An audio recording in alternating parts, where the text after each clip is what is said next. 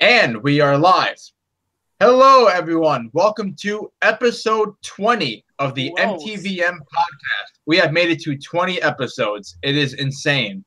But I'm happy because we've been going strong and we're going to just keep on going as time goes on. So, episode 20 of the MTVM podcast. And yeah, I'm your host, Diego Correa. I do have several of topics today in, movies, television, music. No video game topics for me tonight, like ever.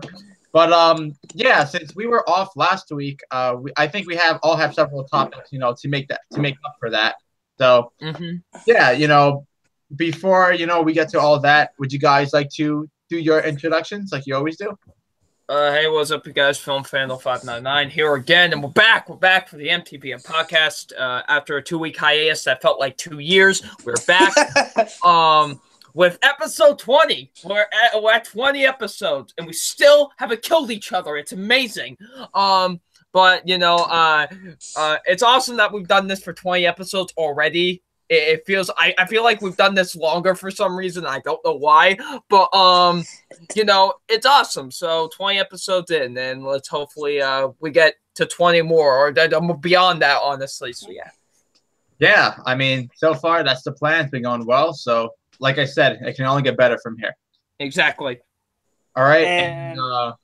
And my name is Andrew Hayes. And like Double Nine, I was talking to him before this, like earlier today, and I go, it feels like, honestly, like I know it's only a week, but like it's just that I'm so used to doing like, okay, Wednesdays are the podcast. So like I'm so like it's like a routine, and like we have the week off and it's only a week. And I go, it feels like a lifetime, really, because especially like in this case, because there are some pretty big things that like I just really wanted to talk about. Yeah. So I had to wait a week because I just want to express my opinions about them, especially in movies. There's a couple things I'm really excited to talk about, and TV too. But mostly, there's one big thing I got from movies today. All right. And before just one thing, I know you guys noticed, change of background. That's because my bed is being occupied right now. Both of my cats are very much sleeping there, so this is my background for now.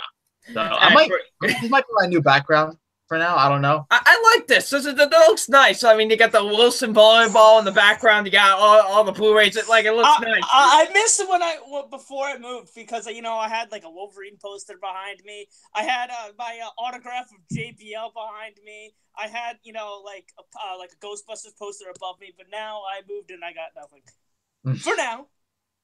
Yeah, and I'm much more comfortable sitting in this chair than I am when I'm sitting in the bed. So, all right. So I have 3 movie topics today, and I'm not going to lie.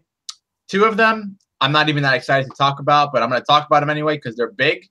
They're big things that happen in the movie news and all that stuff. And one of them, I'm something that was announced today or was mentioned today on the internet. So I thought it'd be cool to share it. But first things first, I'll go over what I want to go over first.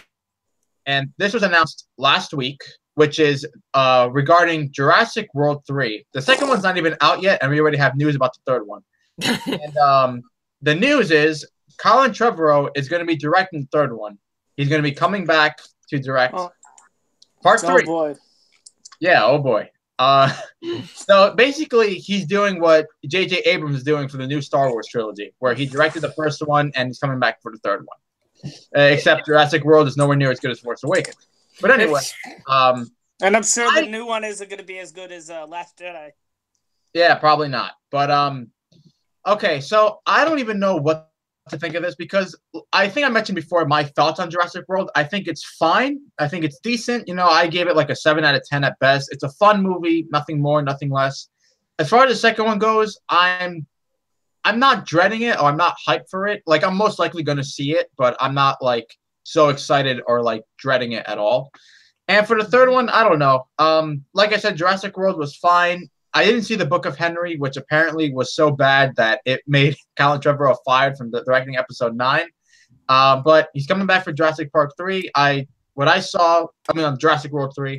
And it seems like people are having a mixed reaction to this. Like I saw some people being really excited because there are fans of the first Jurassic World movie. And I saw some people being like, oh no, Jurassic World sucks ass. Now he's coming back for the third one. So I'm kind of like in the middle of all this. Not really too hyped. I don't really care too much. Do you guys have any thoughts on Colin Trevorrow coming back for the third one? Or I really don't, because I still haven't seen Jurassic World, so I can't say shit. I mean, I haven't seen the Book of Henry, and I haven't heard not good. Good things about either movie. So, yeah, I heard some people. I mean, when I heard the announcement that he was coming back to the third one, I saw mostly negative reactions to it. A lot of people were not happy about it because a lot of people really don't like the first Jurassic World all that much. And I really don't think the second one looks all that great either, to be honest with you. It just kind of looks fine. But yeah, I'll definitely see the first one before I see the second one. But you know, hopefully maybe it's good. You know, I always hope that movies are good. You know, I always have that hope. But yeah, I guess cool. I guess that he's coming back. I like I said, really don't have much thought about it. Yeah. You have any thoughts, Andrew? On yeah, I mean, I the Jurassic World is like fine. It's nothing special, but it isn't bad, in my opinion. But like, I hated Book of Henry. I think it's bad, and I'm not a fan of Colin Trevorrow. He hasn't and I haven't seen Safety Not Guaranteed. So I hear that's a really good movie. Yeah, I heard that was good too. And so, like, I'm not, like, sold on him as a director, especially when it comes to big blockbusters. I mean, Book of Henry wasn't a blockbuster, and that was still pretty bad. And so, I'm not a fan of him. That could always change in the future, because he could, you know, I could see Safety Not Guaranteed and like it. He could make movies that I like, but, like, so far right now, I say he's, like, you know, 0.5 out of 2. Like, he kind of half got Jurassic World, and, you know, he completely missed, you know... Book of Henry. Book of Henry. So, we'll see. I'm not looking forward to Jurassic World 2 really all that much, and yeah, I don't really think that there should be a third one. So, I'm not looking forward to it. It's obviously for money. Yeah, because Jurassic Park... the first one made so much money. There's like, you know, I believe it's the first movie to cross $1 billion. Yeah, cross over $1 billion. Like, there's even like a theme park in Universal Studios based on Jurassic Park. So it's just a money making. It's a really popular franchise. Yeah, extremely. I mean, I know my mom loves like the Jurassic Park movies. I mean, my mom's, you know, not the best when it comes to movies. She likes fucking Alvin and the Chipmunks, for God's sakes. So, but no, she loves, because I'm gonna go see this because she asked me to go see this with her.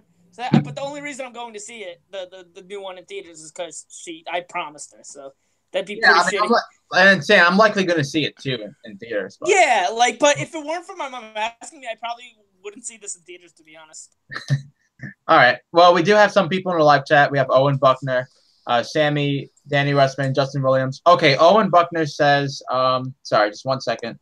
He says, I hate the first Jurassic World. I actually think it's the worst of the Jurassic movies. Oh, I will hardly listen. I haven't seen World, but I will highly doubt it's worse than 3. No, it's not worse than 3. It's not. It's not. I actually think it's the best Jurassic Park sequel, even though that's not saying anything, honestly. I mean, 2's not that good either. Yeah, 2 is mediocre, honestly. Honestly, that what is it? The gymnastics scene is terrible. Oh, that's like listen, I really like the movie, but that's like the worst scene in the film. It's one of the worst scenes. Oh no, the whole franchise. The Alan. The Alan. Oh, that's in 3. Alan. Oh, that's 3. I thought that was 2. Yeah, that was 3. I'm gonna be honest though. Like the Alan thing, it's stupid, but like I kind of find it funny. I hate I think the worst thing the worst like scene is that like gymnastics scene, because I go, oh, that's just stupid, and it's like there's no point to it. At least for the Alan scene, you can kind of like, oh, he's dreaming, and it's kind of funny, like Alan. Yeah. And like. Yeah, I mean, like I absolutely love the first one. It's like one of my favorite Spielberg movies. So, I mean, we'll just have to see how it turns out. Like I said, they're making a third one. And it's pretty obvious why. So, all right. So that concludes my topic for that. My next movie topic, and I believe Double Nine, this is one of your topics as well, and this is a review for the new Han Solo trailer. Oh yes, this one. Okay, so you know what, Double Nine, I'm gonna let you go first. I want to hear your thoughts. Okay, I see. All right, so Solo, a Star Wars story. This the second trailer has been released for it, and you know, I'm kind of mixed with this. Like, I'm excited for the movie, but I'm also a bit worried at the same time because of all the production issues it has. But I'm such a Star Wars nut that I can't help but be excited for it because Star Wars. But you know, I did like the teaser trailer, like the Super Bowl one that they had beforehand and all that. I thought that was really cool. It looked really fun. This second one was just kind of okay to me. I don't know why. I just kind of found this one to be fine, I guess. I'm still looking forward to the movie and hoping it could be really good. But just the second trailer didn't do much for me. I think the teaser trailer is a lot better. Like Donald Glover is perfectly cast as Lando Calrissian. Like, you can't get a more perfect cast person for that. And I do think I forgot what the actor's name is, but the one that's playing Han Solo, I think he could do a pretty solid job. I think we just have to give him the benefit of the doubt, but we'll have to wait and see. All right, so before I say my thoughts, there are two people who entered a live chat recently. One of them is the Jose Critic Backup. Hey, hello. And Ryan O'Toole is watching. Thank you for watching. Hello. Yeah. The king of faces in the thumbnails. He makes good YouTube videos, too. He does. He does movie reviews and stuff, and he's actually very talented. So thank you for watching. I appreciate it. Hope you enjoy, the episode so far. Mm-hmm.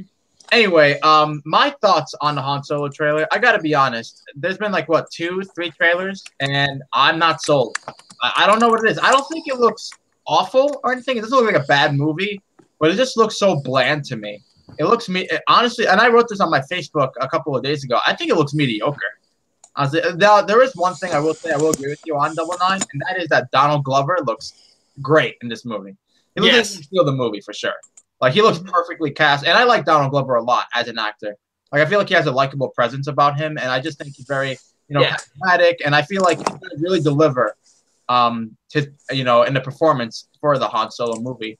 But I don't know, man. Like, I feel like a movie about Han Solo that is coming out on May 25th, which is my birthday, I should be on, just going the hype train. Exactly, on the hype train. But I'm just not. I don't know what it is. I'm really hoping the movie delivers, though, because listen, we live in a world where trailers have been misleading. We've watched trailers where they've looked great and they've disappointed us, or vice versa. Especially this year. Yeah, or look at other trailers that have looked like shit, but then they turned out to be very surprising and great. So who knows? A trailer is just a trailer. So right now I'm just talking about the trailer. Maybe the movie will be, phenomenal, be like the biggest surprise of the year. I don't know. I will say this, though, I'm not one to predict the future, but I already know that Han Solo is a much better birthday gift than Baywatch was last year. So, oh, for sure. At least there is that. So, yeah, man. I mean, listen, I don't want this movie to fail. I never want a movie to be bad, but yeah, I'm just not too sold, unfortunately. So that's my. Do you have any thoughts on Han Solo? I mean, I don't know if you saw the new trailer or not, but what are your thoughts on Han Solo in general, the new movie coming out, Andrew? I was really excited for it, and then all this production issues happened, and I'm just like, it kind of reminded me, I'm fool me once, shame on you, fool me twice, shame on me, and I go, Suicide Squad had all these problems, yet it was still my number one of the year, and, I was fooled that is my fault. I'm keeping my expectations in check on this one, because it just, and I really want it to be good. And it just, I don't think it is the thing. And it just, with all the production issues and whatnot, it just doesn't seem to be something that is going to be good in my eyes. And yeah. No, I understand that. I can feel you. Yeah. All right. So Mr. Garrison is also in the live chat. Hello, Mr. Garrison. Thanks for watching. Owen, Danny Russman asked, have any of you seen Blockers? I have not seen Blockers. Nope. Yeah, none of us have seen. Not yet. Owen Buckner says, Alien Covenant came out on the exact day of my birthday. We all know how that went. I'd rather take Alien Covenant over Baywatch. I'm sorry. No. Nah, for me, yeah, I'll take. Hey, listen here, Double Nine. Obviously, Danny Owen Buckton says Danny G saw blockers and okay. All right, so that concludes my topic for the Han Solo. And my last movie topic for today is regarding the Avengers sales. You know, how it's doing at the box office. And I actually read it today. Fandango actually posted it on their Facebook and on their Twitter today that it's just breaking so many records that it's made more than like the past 7 MCU films combined. So, and the fact that the past 7 MCU films are the ones that broke those records at first is quite amazing. Yeah, and Black Panther is one of the movies. So, it's crazy, and that's what broke the record just recently. So, but here's what I will say, though, because I did read somewhere, again, I don't know if it's a reliable source, but I heard even though it broke all those 7 records, like those 7 movies put together, it's still not as much as Force Awakens yet.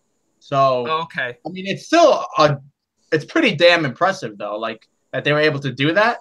But I feel like, I don't know, I assumed it'd be more than Force Awakens. I mean, for all I know, it probably is going to have a bigger opening than Force Awakens. I don't know. But yeah, I mean, it comes to no surprise. I mean, I predicted that this is going to be the most financially, successful movie of the year. That's going to be the one that makes the most money without question. Because who wasn't excited for this movie? This is like the biggest movie of the entire year. Exactly. Yeah.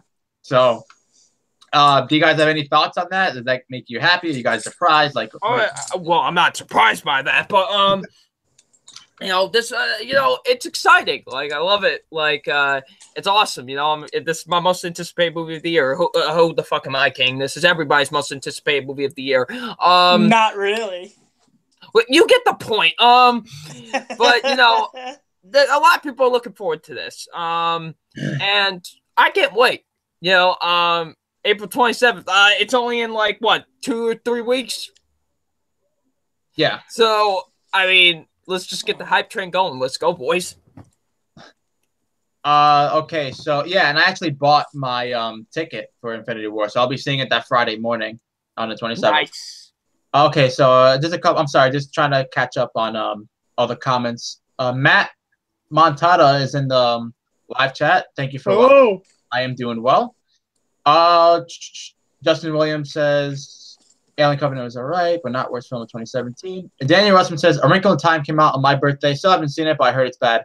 I saw A Wrinkle in Time. I think it's bad, but I've seen movies that are way worse. Let me see. Owen Buckton says I don't understand why Avatar is still the highest grossing movie ever. Yeah, that's like still at 2.7 billion worldwide. That's crazy. Yeah, James Cameron has 2 movies that are over 2 billion. That's insane. I read a tweet the other day that said Black Panther passes Titanic as the the 3rd highest grossing movie of all time. And someone said James Cameron must be fuming right now. Yeah, he probably. Right? Yeah, but he's still busy doing Avatar 2, which is taking him like 900 years. Black Panther's better than Titanic. I'm not even excited for Avatar 2. Yeah, I mean, I really don't hate the first one. I actually do like the first one a lot, but I don't think a sequel is necessary. I'm not even really looking forward to a sequel all that much, to be honest. Yeah, he wants to make like 28 sequels. I'm like, fuck off. I think he wants 5 in total. Like, yeah, I'm like, dude, it's almost been 10 years since the first one. No one gives a fuck. Like the way the first one ended, I was like, I don't even think a sequel is necessary. So, all right, but anyway, in terms of Avengers: Infinity War, I mean, hell yeah, I'm excited. So, yeah. All right, so that's all my movie topics for today. Double 9. If you have any, it is your turn. So I got two. All right. One of them being that the Quiet Place writers considered making it a Cloverfield movie. The movie The Quiet Place. They considered I read about this. Yeah. They considered making it a Cloverfield movie. Well, honestly, watching the movie, it kind of felt I could see why they would want to tie it into the Cloverfield universe, because it kind of has somewhat of a Cloverfield feeling to it. I don't know if you felt the same way, Diego. Yeah, I kind of did. Like with the creatures, like the designs of the creatures and stuff like that, like kind of the overall feel of the movie. I don't know, it kind of did feel like a Cloverfield movie. So I could see why they would have wanted to like include this, but I'm also at the same time glad they didn't because it could have just made its own film. Yeah, I appreciated that it was its own thing rather than another, because we're getting another Cloverfield movie at the end of the year, which I hope it's at least better than Paradox. That's all I'll say. Yeah, same. Regardless of what I think of A Quiet Place, I think the fact that they decide to just make it its own movie is honestly really good.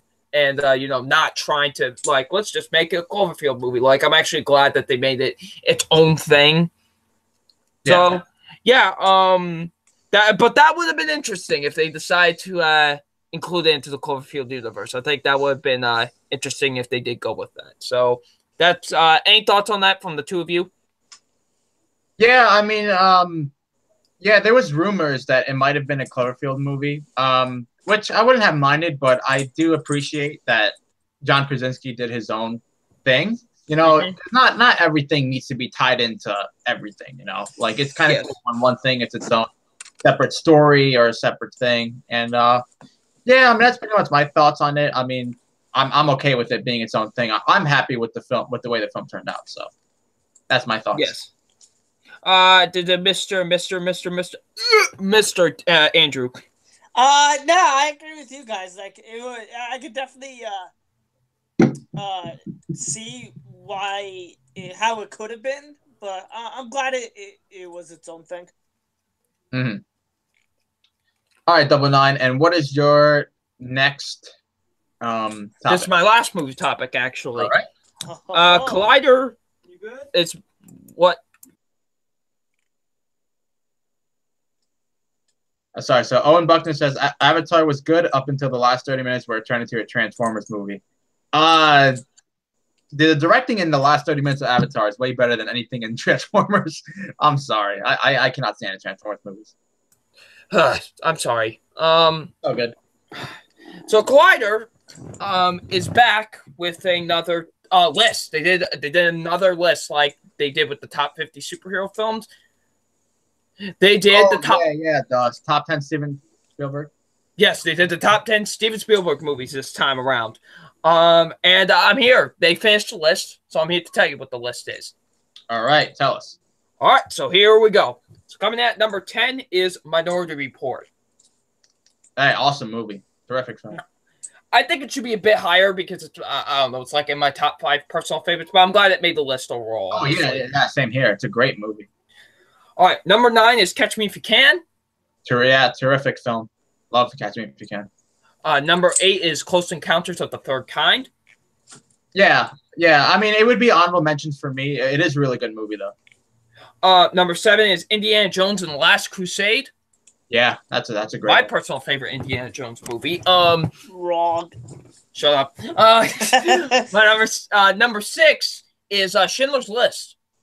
Well, I'm surprised they didn't make like the top 3 or something. Yeah, I'm surprised too. Maybe because of rewatchability factor. Maybe that's a reason why. Yeah, it could be. Maybe that's a reason. But at least it's on the list. Yeah. Number 5, Saving Private Ryan. Awesome. Yeah, I'm glad it's on the top 5. Number 4, E.T. the Extraterrestrial. Yep, fantastic movie. 3, Raiders of the Lost Ark. Yep. Number 2, the best Indiana Jones movie. Second best. The best Indiana Jones movie. Number 2. Now I don't know why so many people getting pissed that it's number 2. I'm like, this movie's a fucking masterpiece. Like, why is people getting pissed it's number 2? And that's Jurassic Park. Yeah, I mean if someone had Jurassic Park as a number 2, I really wouldn't argue at all. Like, same. I understand, Like, I would have put it at number 2 personally, but still. I would put it at number 2 personally. It's only my number 6, but like. Yeah, it's like my number 5 or something. But if someone put it as number 2, I wouldn't get mad at them because, well, it's a great movie. So I don't know why so many people were like, "Oh, why is this number 2 on the list?" I'm like, "Because it's a great movie." Yeah, I don't know. What's number 1? And number 1, the rightful number 1, in my opinion, and that is Jaws. Oh, okay. Yeah, that's a classic. So that's my number 1 as well. So that kind of makes me really happy. That's number 1. I do think it's Steven Spielberg's best movie, in my humble opinion, of course. And it's also my personal favorite horror film of all time. So it's awesome to see that number one on the list because it deserves it. So yeah, what did you guys think of the list overall? Did you like it?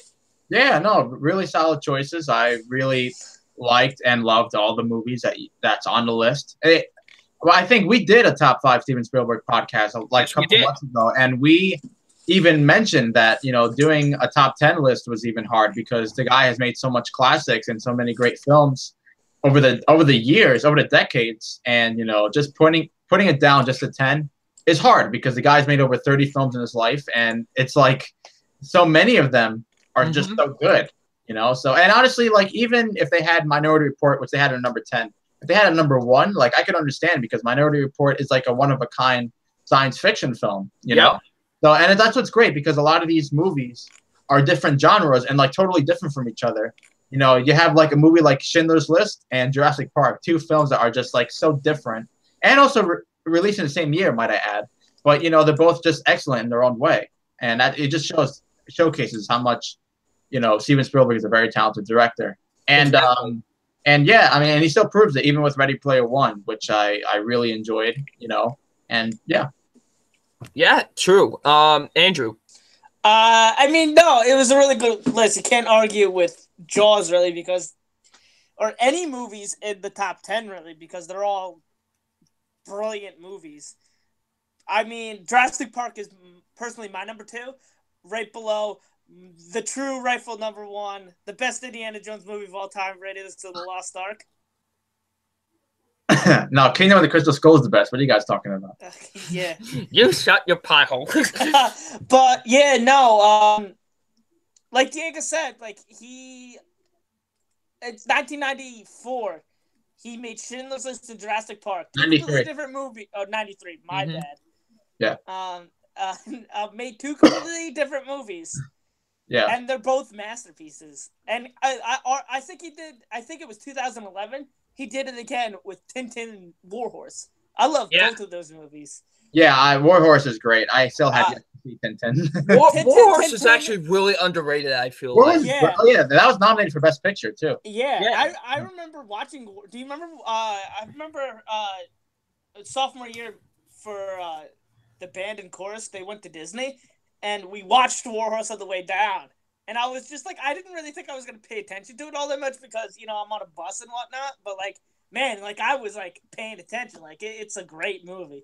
Yeah, no, it's definitely one of his most underappreciated films, like, for sure. Yeah. Not many people talk about it at all, which I don't get why. It's really good. I love Warhorse so much. Oh, Warhorse is awesome. Yeah. But, this couldn't have been an easy list to make. Oh, yeah, I would have struggled myself. I mean, I have a top 10, and even that's hard for me to do, Yeah. Yeah. All right, that's all your movie topics, right, Doubles? Yes, sir. All right. And Mr. Andrew Hayes, what are your movie topics? All right, I got 3. I will start off with this one. So it's not really an update on the Tarantino Star Trek, but it is something that Simon Pegg has said concerning this. And basically he said that he doesn't think it will happen. This is exactly what he said. I got it looking at my computer screen right now. I don't think Quentin is going to direct it because he's got the Once Upon a Time in Hollywood to do, and he's doing one more film after that, and I doubt that, he's gonna be around to direct another Star Trek film, is pretty much what he said, and I just wanted to give my thoughts about it. I am a huge Quentin Tarantino fan. He's actually my favorite director of all time. And as much as I would be as much as I would be excited for Quentin Tarantino Star Trek and be in support of it, I didn't really want it because he has said he's only doing 2 movies, and the main reason why I really like Tarantino is his originality in his films and just the writing. And I feel like if he didn't have a Star Trek movie, not that it wouldn't be good, it just wouldn't. It wouldn't be one of the ones I love because it wouldn't be that original style that I love, like in Pulp Fiction, Inglourious Bastards, and whatnot. So I wanted him to do something original, like, Once Upon a Time in Hollywood, or whatever he's going to do next. And so I'm actually kind of happy that it may not happen now, but we still don't know. I mean, it wasn't really confirmed to begin with, and it's really not confirmed that it's not happening. So I just wanted to give my thoughts about what Simon Pegg said. All right, fair enough. Yeah, I think so far Tarantino has directed, well, not including his new one, obviously. So far 8 films. And I believe 7 out of the 8 are original films. The only one that's not is Jackie Brown, because that was based off a book. But I think like Inglourious Basterds, Django Unchained, even though they both concern a very big part of history, he still made like an own story out of them. So I also consider them original. Yeah, like Inglourious Basterds, while it's based off of World War II and events, it's his own personal retelling of doing that. It's his own retelling of it. And so I mean, it'd be awesome to see if he doesn't do it, like, I'm excited to whatever he does, honestly. So whatever he does, it'd be great. But yeah, I mean, we'll see what happens. As of right now, my most anticipated next year is honestly the Tarantino movie. That's definitely my most anticipated. And like I said, like, I would be all for a Star Trek movie. It's just that because he's only doing 2, I'm kind of not wanting it to happen. But if he said, I'm going to do like 5 or 6 more, but do a fucking Star Trek movie. Yeah. So I would like to see him do like a full-on horror film, That'd be great. Yeah, that would be fantastic. Yeah, and he's got to work with like some actors he hasn't worked with yet, because I feel like he works so well with actors. Like any actor he's with, like he hasn't worked with Liam Neeson yet, right? No, he hasn't. Imagine Liam Neeson in a Tarantino movie. I was gonna say maybe Daniel Day-Lewis. I mean, I know he retired now, but imagine him in like Quentin. Or imagine Jake Gyllenhaal in a Tarantino movie. Yeah, like that'd be insane. Or imagine all 3 of those guys in the Tarantino movie. What about Hugh Jackman also in that same Tarantino movie? Man, that'd be epic. We could honestly make like an own cast for this new unofficial Tarantino movie. Yes. But yeah, no. Tarantino works really well. Like, how many people have garnered Oscar nominations? Like, I think he's like is so well at bringing great performances out of people. Like, even the ones that haven't gotten nominations, I think in each of his films there's a standout performance. Yeah, and not only that's very true. Usually, like, the same actors work with him. Like Samuel L. Jackson's in how many of his movies? Like, Samuel Jackson is perfect in every single one of his movies. Perfect. Yeah, exactly. Yeah, it's like every character Tarantino writes for Sam Jackson is just like perfection. It's like literally made for Sam Jackson, and that's it. No one else can play him. I forget the story about how like he got the part, like why he wrote Jules Winefield for Sam Jackson, but I think it was like he auditioned for a role in Reservoir Dogs, and like he wasn't right for the role, but liked him so much as an actor and kind of felt bad that he didn't give him the part, that he wrote specifically Jules Winefield for Jackson. Yeah. And thank God he did it, because like Jules. That's one of my favorite. Yeah, same. That's one of my favorite performances of all Say time. what again, motherfucker? Man, that movie is just full of just phenomenal dialogue and just memorable scenes. There could be an argument that made that's the best movie of the '90s. There can be an argument made. I think it is. Even though I haven't seen every movie in the '90s, I think it is the best. But out of the ones you've seen, out of the ones I've seen, yeah, definitely. That's if my top Pulp Fiction is my top 5 movies of all time. Oh yeah, easily for me too. So yeah, so we'll see how that goes. Mm-hmm. So. All right, what's your next movie topic, Andrew? All right, my second movie topic is that it's a rumor and it's not 100% confirmed, but it's a rumor nonetheless, and I think it should be talked about. But there's the rumor that Woody Harrelson will be playing Carnage in the Venom movie. Okay. Now, Carnage is one of my favorite comic book characters of all time. He's personally my favorite Marvel villain. Probably my second favorite villain right behind the Joker. And if you know me, you guys know I love the fucking Joker. Yeah. And so, like, I've wanted to see on the thing for so long. And what's funny is because I knew Venom was going to be in Spider-Man 3, I was pretty excited because I go, oh, maybe this will lead to, a Carnage thing. And, we all know how that turned out. And then, with the Amazing Spider-Man 2, they were going to do this whole, like, universe. And there was going to be a Venom and Carnage movie. And we all know how that turned out. Yeah. So, finally, we're going to get it. And I just want to talk about the casting of Woody Harrelson. One, I talked about this with Diego. It's kind of weird that they're announcing that they're not really announcing because it's not confirmed, but like that the news is coming out now rather than sooner. Yeah, because the movie's coming out in October, so it's like, oh, there's rumors he might be in this, and I don't know, it's a little weird. And just in terms of the casting, if Woody Harrelson is indeed to play it, I love it. I think it's a great choice because Carnage or Cletus Cassidy / Carnage is a complete psychopath. Like Venom is this, like, I guess, jacked dude or like symbiote. He's like the bigger one, but like I like Carnage better because of how like fucked up he is and like how like insane he is. He's pretty much kind of like the Joker if the Joker was an alien, if that makes sense. And that's why I like him. I mean, he's not as smart as the Joker. He's just in terms of insanity and like crazy. Yeah, batshit insanity. Yeah, and that's why I like Carnage, because he's just batshit insane. And Cletus Cassidy is a serial killer.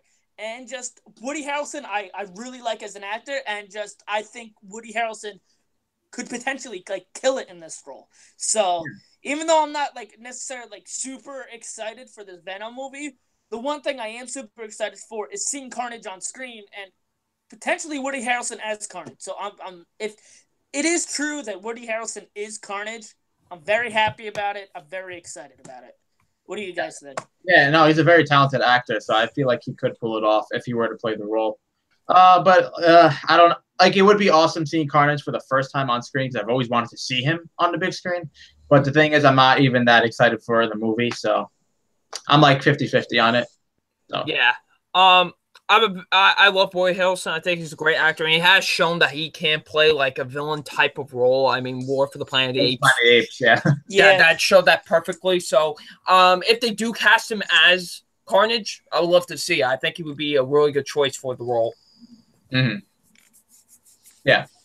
Yeah. All right. And what is actually Owen Buckner asks us a question. The Crow remake is coming out next year. You guys excited for that? Nope. I'm not. Yeah. Nope. There we go. There's my thoughts. Why? And if you're wondering why, Owen, it's because it's one of those movies that doesn't need a remake. Sorry. I don't think it needs a remake. The first one's fantastic, and that's that. So. All right, Andrew, do you have any more movie topics? I have one more, and it is, I guess, my big one, the one that I've been looking forward to the most. All right. I have another segment ready for Memory Haze. I previously did one before a few podcasts ago about Leica, and I figured I'd do this one because he had a movie come out recently, and I go, fuck it. I wanted to see all of his movies to begin with.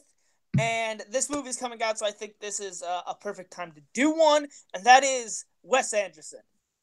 So, let me just get my list out, and yeah. All right, so there are 9 films, so before I get started, let me just say that one thing I consistently found in each of his films is the cinematography is fantastic.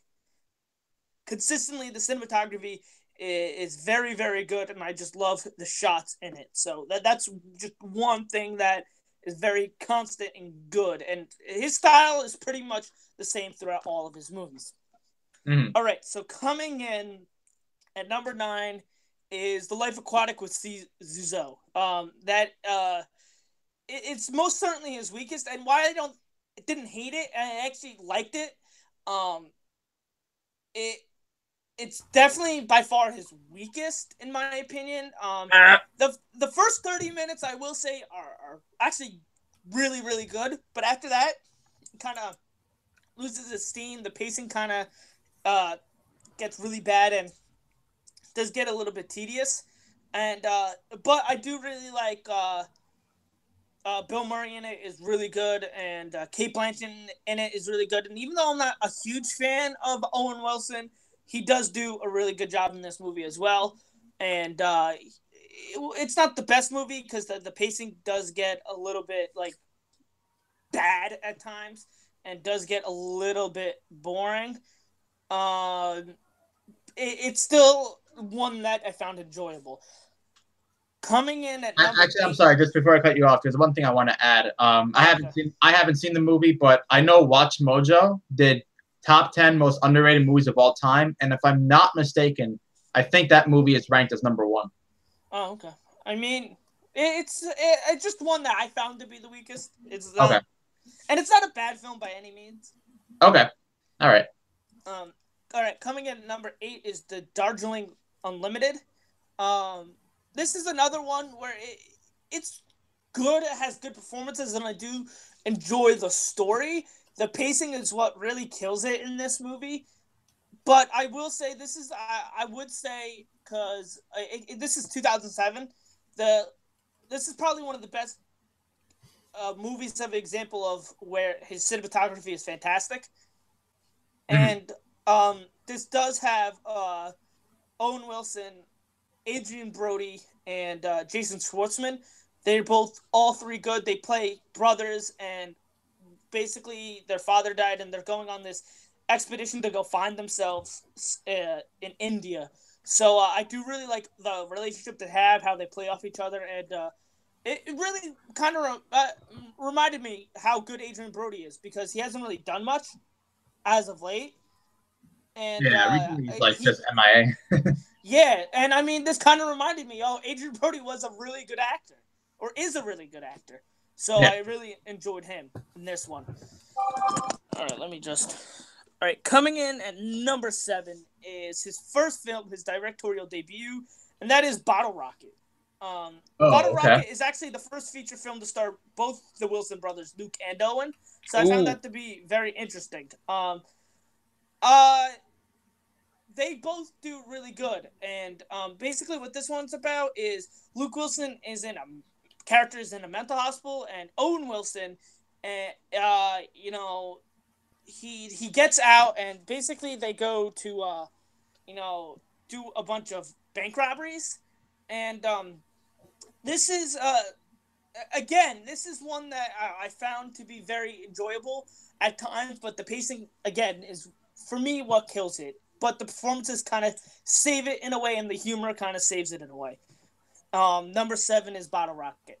Coming in at number 6 is the coming-of-age film Rushmore. This is one of his earlier films, and I know a lot of people like it, but it probably would have this in the top 3. But for me, it sits at number 6. It stars Jason Schwartzman as a kid. And, he goes to the school, and he falls in love with this teacher, and he befriends Bill Murray's character, and basically the teacher that he likes starts going out with Bill Murray, so that causes some problems. But Bill Murray, I think, he's personally someone I love, and Bill Murray is fantastic in this, and Jason Schwartzman is also really good. You can see, this movie is funny because it's very charming at times, but it's also very weird. And a large part of that is due to Jason Schwartzman's character. He's just an odd egg, and I found that very charming, but I also found it too overbearing at times. And Bottle Rocket comes in at number 6. Coming in at number 5 is the Royal Tannenbaums. The Royal Tannenbaums is about this family, and basically their father is dying, so the father wants to get to rekindle some relationships with them, and this has a great cast. You got Ben Stiller, Bill Murray, you got Gwyneth Paltrow, You got Gene Hackman is in this. So the acting and Owen Wilson's in it as well. The acting in this is actually very, very good. A lot of talent, and they all work really well with each other. And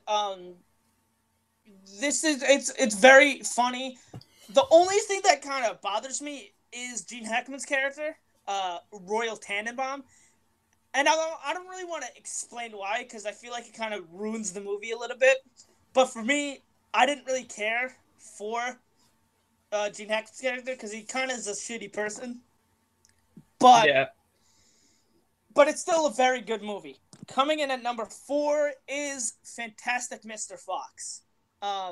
This stars George Clooney as Mr. Fox and has a plethora of people. Probably, the same people, Bill Murray and all them. I'm pretty sure Bill Murray and all them. I don't have the cast list in front of me, so I don't really know who's in it. But this is another one where, I'm a huge fan of stop motion animation. If you guys remember, that's why I wanted to do Leica first. And that's why I'm excited. I was excited for Isle of Dogs.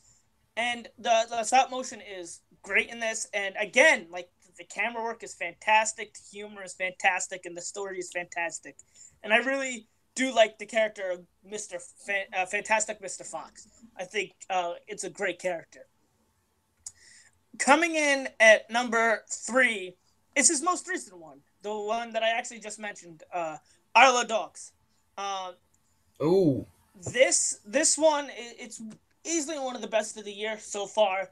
The animation is absolutely beautiful. The humor is absolutely hilarious. That's what humor is supposed to do. And it's a brilliant humor-filled movie that one that I can't wait to see again. Coming in at number 2 is Moonrise Kingdom.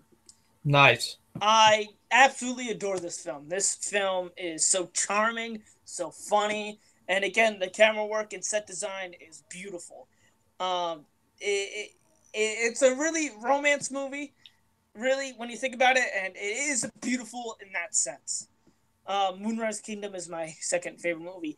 And for all those who know what Wes Anderson's filmography is, I guess you can guess what my number 1 is. My number 1 is The Grand Budapest Hotel. I think this is by far his best-looking movie in terms of camera work and set design and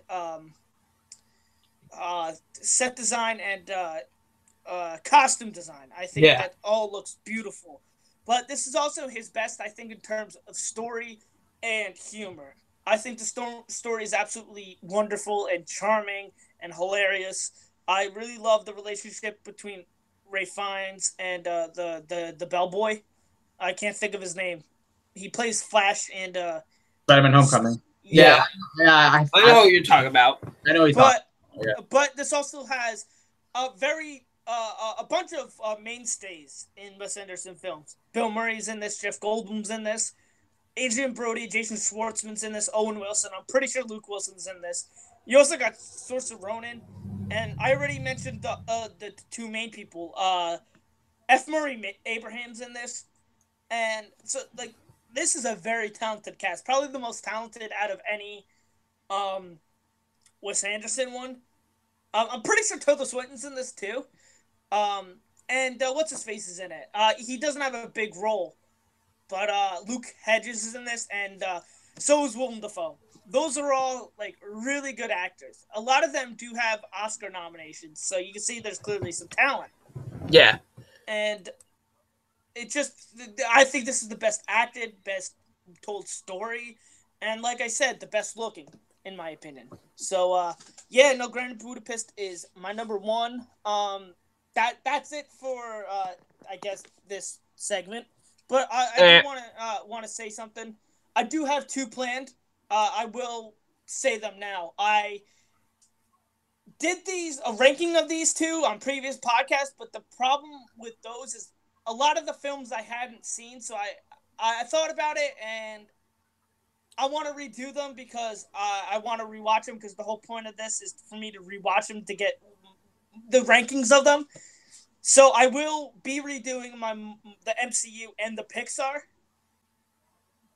Okay. Because I did rank them in previous ones, but the thing is, I didn't watch, like, when I saw Coco, I haven't seen a lot of them in a while, and when I saw Thor Ragnarok, when I did the MCU one, I hadn't seen a lot of them in a while, so I feel like if I watch them, then I can get my true ranking of them. So I will be redoing them. The Pixar one will probably come out sometime, whatever the podcast is, right after I see Incredibles 2. And I will be doing the MCU one probably after Ant-Man and the Wasp. Nice. So those are two I do really want to do. All right, awesome. Okay, so that concludes our movie topics for today. Now, next, we're going to go on to television. Now, I have two topics for television today. Both are reviews. One's a trailer review, and one's a review of a TV show I binge watched on Netflix. So first, we're going to go over the trailer review. And the trailer I want to talk about is the trailer for Westworld Season 2. Now, they released a new trailer, I want to say almost a week ago. I'll say that. And yeah, I am super hyped for this show, for this new season, because one, this trailer looks like everything I love about the first one times 10. It looks like an expansion upon everything that made the first one so great. Season 1, as I've mentioned in previous other podcasts, is one of my favorite shows. Like HBO, like just in general, because it's so thought-provoking, so well done, and it's just very entertaining through and through. And it just shows the genius that Nolan has. Jonathan Nolan in this case. But one of the Nolans. Yeah. Both Nolan brothers are awesome. Jonathan Nolan doesn't get enough credit. But anyway, this is a great show, and Season 2 just looks freaking fantastic. It's kind of hard to say what the plot is without really spoiling it. Yeah. But just take my word that it's a great show. And Season 2 will be out, I think, for the 22nd, it'll premiere on HBO. So if you have HBO and if you haven't seen the first season, you have a couple of days, 11 days to be exact, to catch up on Season 1. It's only 10 episodes, like an hour each, but it's very worth it. Yes. Yeah, I love the trailer. It doesn't, and what's great about the trailer too is that it doesn't really give you much, details of what the show is going to be about or anything. It just kind of gives you a taste. And what I've gotten so far, I love. So that's what I got to say about that. Are you guys excited for Westworld Season 2? Oh, yeah, absolutely. Fuck yeah. I can't wait to see what Season 2 has to bring. Mm-hmm. Yeah. It's going to be, I think it's going to be another fantastic season, honestly. Absolutely. I have a feeling. So, and it'll be a better Sunday night watch than The Walking Dead has been this season. All right. So, my next TV topic is a review of, like I said, a TV show I watched on Netflix, and that is BoJack Horseman. Ooh. BoJack Horseman is a Netflix original TV show. It's animated, and right now there's 4 seasons. Each season contains 12 episodes, and Season 5 will be released this year. Now, it is unclear when it's going to be released, but for the past couple, I want to say a month and a half, I watched all 4 seasons, and this show has been getting a lot of praise from people. Like, you go on Rotten Tomatoes, the score is very high. If you go on IMDb, it is currently sitting in the IMDb top 250 shows of all time, ranked at like 212 something. So the show, it's been getting a lot of praise from like both critics and audience alike. And after seeing the show, I will tell you this: I agree with all the praise because this is a fantastic show. BoJack Horseman is a show you have to watch, and I think you will have especially a better appreciation for it if you're a film enthusiast, because there's a lot of references to movies and parodies of actors and directors that I don't want to give away because honestly, I hear this is a brilliant parody of like a washed up like actor, and like I hear it's just a brilliant way of portraying that type of way and stuff like that. Oh yeah, absolutely. This also show, another thing I heard is that although it's very funny, it's very, very serious and also really dark at points. Oh yeah, no, this show is funny. Like the first season, the first couple of episodes, it's not as serious, but it's hysterical. Like there are some points where you'll be dying because It is kind of similar in Family Guy in a way. I'll tell you how, because you know Family Guy constantly they're referencing their flashbacks. BoJack Horseman does it in that kind of way too, but it is a little different. Like I feel like the humor in BoJack Horseman is a little more clever, in my opinion. It's just more clever, and there's definitely some humorous moments, but there is some drama for sure. Like there are some moments of dialogue that's spoken, and when you hear it, you're like, oh my god, that actually hits really hard, you know, because it's true, and you get to learn more about BoJack Horseman, who what the show's about is he's a horse. He had this really popular TV show called Horsing Around, and you know, like he was popular, and you know, he was very successful. The show got canceled though, and basically what he does is he complains about his life. He watches his old show, and he's just a miserable fuck. And as the show goes on, you know, we get introduced to characters, and we get to learn more about BoJack Horseman. Like you get to know stuff about his background, and you see like some scenes of like when he was a child and what it was like with his parents and all that stuff. And some moments, like I said, even though this is a show about a horse and there's a cat and there's a dog and all this kind of stuff, you know, there's actually some very heartbreaking and serious things. And you're like, oh my God, a show about a horse who gets high on drugs and drinks and is a retired and is an actor who just complains about life has a lot of heart and has a lot of emotion to it. And it works really well. There are some like BoJack Horseman, I will say, is probably my favorite character just because of how well written he is. And also, there's a character named Todd who is BoJack's best friend. He is voiced by Aaron Paul, and oh my God, this guy is a riot. Like he's so stupid, but it's you love watching it because it's such a lovable character. And one of my absolute other favorite characters is a dog named Mr. Peanut Butter. Mr. Peanut Butter is so fucking stupid, but it's so fucking the most positive motherfucker you will ever see in your life. About everything. And like it's funny because these animals, even though they have human-like qualities, like they still act like they're respected animals in that kind of way. Like the dog gets so happy. Like every time you hear his phone rings, like his ears literally goes up. Like he's so excited, and like when he's happy, like he'll stick his tongue out. And like and no, the show is really, really well written. And it's brilliant, honestly. And like there are some moments where, you know, like it does get dark. It does get pretty dark, but it's not like it's too dark where it's like, okay, this is too much. Like the writers found a way to put subtleness in, like, you know, its screenplay, and just the dialogue I think is just really well written, and it's very funny, and it balances comedy and drama very well. So even if you're not like a huge movie fan, this doesn't apply to you both because you both are obviously, but like for those who are watching who are not really into like the movie world and stuff, I feel like you still would really like this show because, you know, there's stuff to relate to, even though BoJack is a dick, and there is a reason why. Not necessarily condoning his personality or anything, but as you get to know the character, you kind of understand why he is the way he is. And honestly, it's a really great show. It's a very easy show to watch. It's 12 episodes, like I said, but each episode is literally 25 minutes. And I will say this, because I'm not going to spoil anything, because this is a show I want you all to watch at one point. There is one episode, I believe it's season 3, and there's hardly any dialogue. And not much dialogue, but I will say it is a perfect demonstration of how to do an episode right without showcasing any dialogue, because just that whole episode, I was amazed at what they accomplished. And it was a lot of emotion. It's like the episode really said a lot without really saying anything, if that makes sense. Yeah, I don't want to go into spoilers. I could easily go into what I loved and what aspect of this episode or that episode I love, but I don't want to do that. I want you guys to watch the show. BoJack Horseman is a fantastic show. The only flaws I can say, I mean, they're not even flaws per se. It's just there's some characters. There's not one character I dislike in the show, to be clear, but there's some characters I don't think are quite as good as some other characters. Like the 3 characters I mentioned, like BoJack, Mr. Peanut Butter, and Todd, like those to me are the standouts of the show. There's another character named Princess Carolyn who I like, but in terms of her and her story arcs, I don't think they're nearly as good as the other story arcs. So, what about Alison Brie's character? Diane.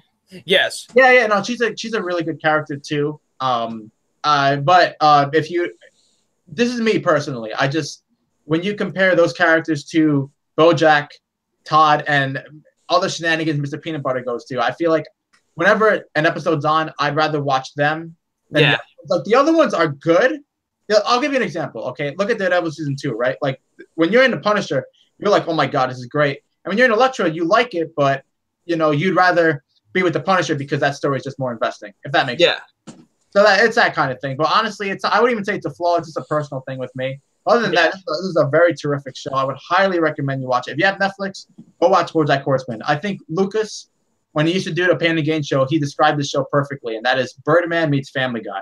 Kind of like the best elements of both, and that's BoJack Horseman.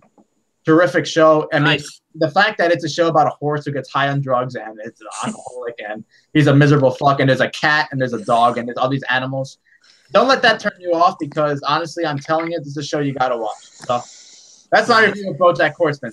Definitely go see it if you haven't watched it. So. All right. Cool. I should definitely check it out at some point. Yeah, absolutely. All right, Double Nine, what are your TV topics for today? I got 2, my boys. All right, so here we go. 2? Yes, number 2. That's what you are, Andrew. Now. Oh, shots fired. All right, and my 2 TV topics are, first being, Arrow Season 7 will feature Roy Harper as a season regular again. Yay! About fucking time. Roy was my favorite character, and then, Season 3 happened. Yeah, Roy was one of my favorite characters on Arrow. So the fact that he's coming back as a series regular again, I can't wait. Like, he's one of the best characters in this whole Arrow universe. And, he's been gone since season 3. Like, he'll show up, like, here and there for some episodes, but he's actually going to be back as a series regular. He's going to be on the show regularly this time now around, which I'm excited for. I love Roy as a character, and I can't wait to see what they do with him in season 7. So pretty sure something at the end of season 6 will, like, bring him back or something. Wow, they're in 7 seasons already? Holy damn, I know, right? Like, it felt like just season 6 is oh my pretty god, bad. that's insane. Like, dude, it felt like just yesterday I was watching season 3 on television. Now we're almost in season 7. That's crazy.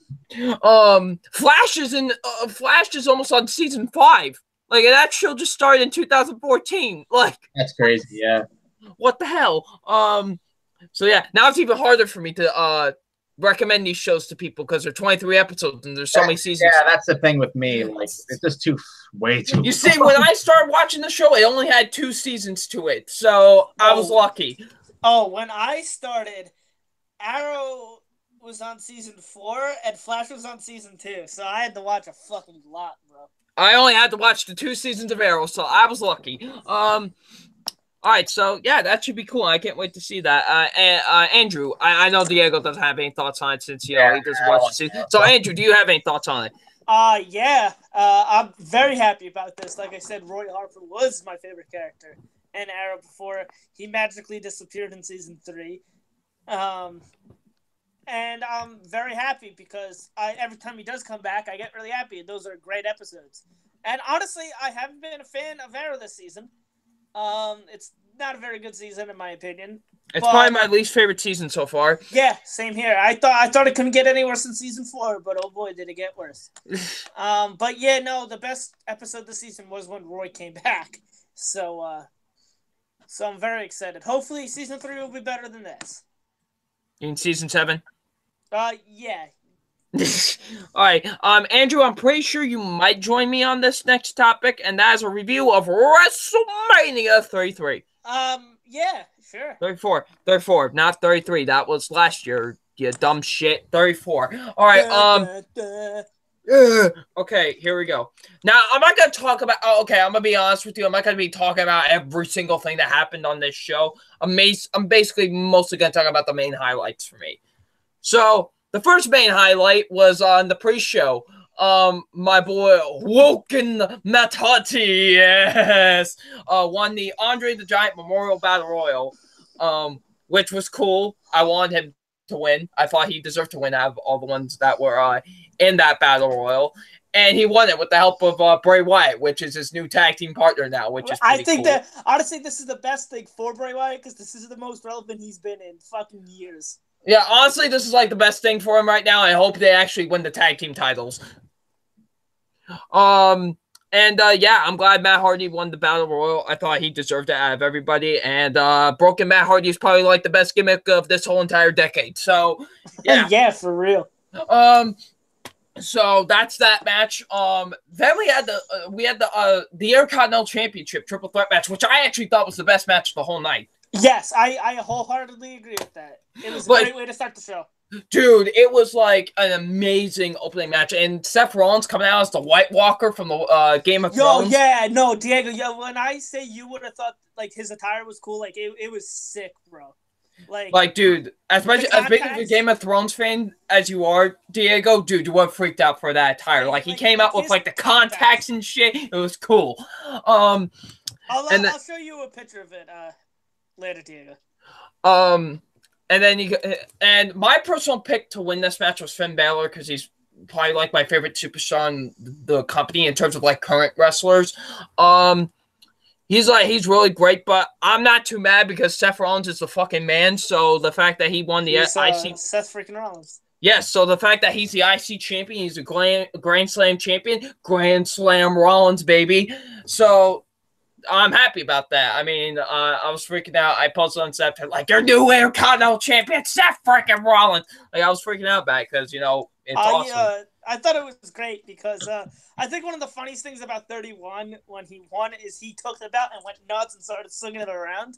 So I thought it was fantastic when he won the Continental title. He went nuts and started swinging it around. Yep. Like that was pretty funny. And then we had the SmackDown Women's Championship match, which was pretty much the whole fucking shocker of the night. Which was so Asuka, who has had this streak, this very long streak for about 2 years, I think. She broke the Goldberg streak, like the longer streak. Yeah, like this streak went on was for longer than Goldberg's. It went on for 2 or 3 years. No one had ever beaten her. Hell, she never lost the NXT Women's Championship. She literally forfeited because there's no one else for her to beat. Fucking everyone. So so that's what that happened. And now she won the first ever Women's Battle Royal, and she challenged Charlotte for the SmackDown Women's Championship. And that was a really good match. I don't know how you felt about that, Andrew, but I thought it was a pretty solid match. I do too. And, even though her streak is broken, I'll tell you why I'm happy. Not happy that it broken because I am sad because I really did want Asuka to win because I love Asuka. But I will tell you why I'm not upset that it was broken. The first reason being Charlotte is fantastic, and I know a lot of people are upset, especially what happened yesterday regarding the SmackDown Women's title. But I'd rather have it be Charlotte, who is very probably one or two interchangeable with who in terms of who's the best women's wrestler on the roster. So if it's going to be anybody, I honestly rather have it be Charlotte if it's going to break it. Same here. I'd rather it be Charlotte than anyone else. Because God forbid if it was like Nia Jax or somebody, because Nia Jax it's talentless. So I'm actually, if anybody were to break the streak, I'm glad it was actually Charlotte and not someone else. Diego is completely lost right now. He's like, I don't know what the fuck they're talking about. I'm going to be honest. A lot of people thought that Carmella was going to cash in on her. I'm happy that it wasn't that. I'm actually glad that it wasn't on that night. Yeah, and I'm glad that, it was a nice, clean victory. No shenanigans. Yes. It wasn't like someone stupid. It was Charlotte, who is easily top 3 best women on the roster right now, up there with Asuka and probably Alexa Bliss. Yeah. So I'm glad that if it was anybody that broke her streak, it was Charlotte. So and Asuka Asuka's gonna win the title. I mean, she's too good to not win it. Exactly. At some point, she's gonna win either one of the titles. At some point. Exactly. All right. So next up, I want to talk about was The Undertaker versus John Cena. John Cena had been calling out The Undertaker for weeks to fight him, and first Elias came out, which, I thought that was the best part of the fucking night. Elias was like, you were expecting someone else? Elias is the fucking man. I love that guy. Elias is easily, I would dare say top 5 people for me right now. I love Elias. He just him and his goddamn guitar are the best. He is such a troll, and he's so good as a heel. I love him. He's so good. This is how a heel should act. Beard. Like it's like how a heel should act. You know what I mean? Yeah, he could work the crowd so well. So, and then the Undertaker actually came out and basically whooped fucking John Cena's ass like a motherfucker. Jesus.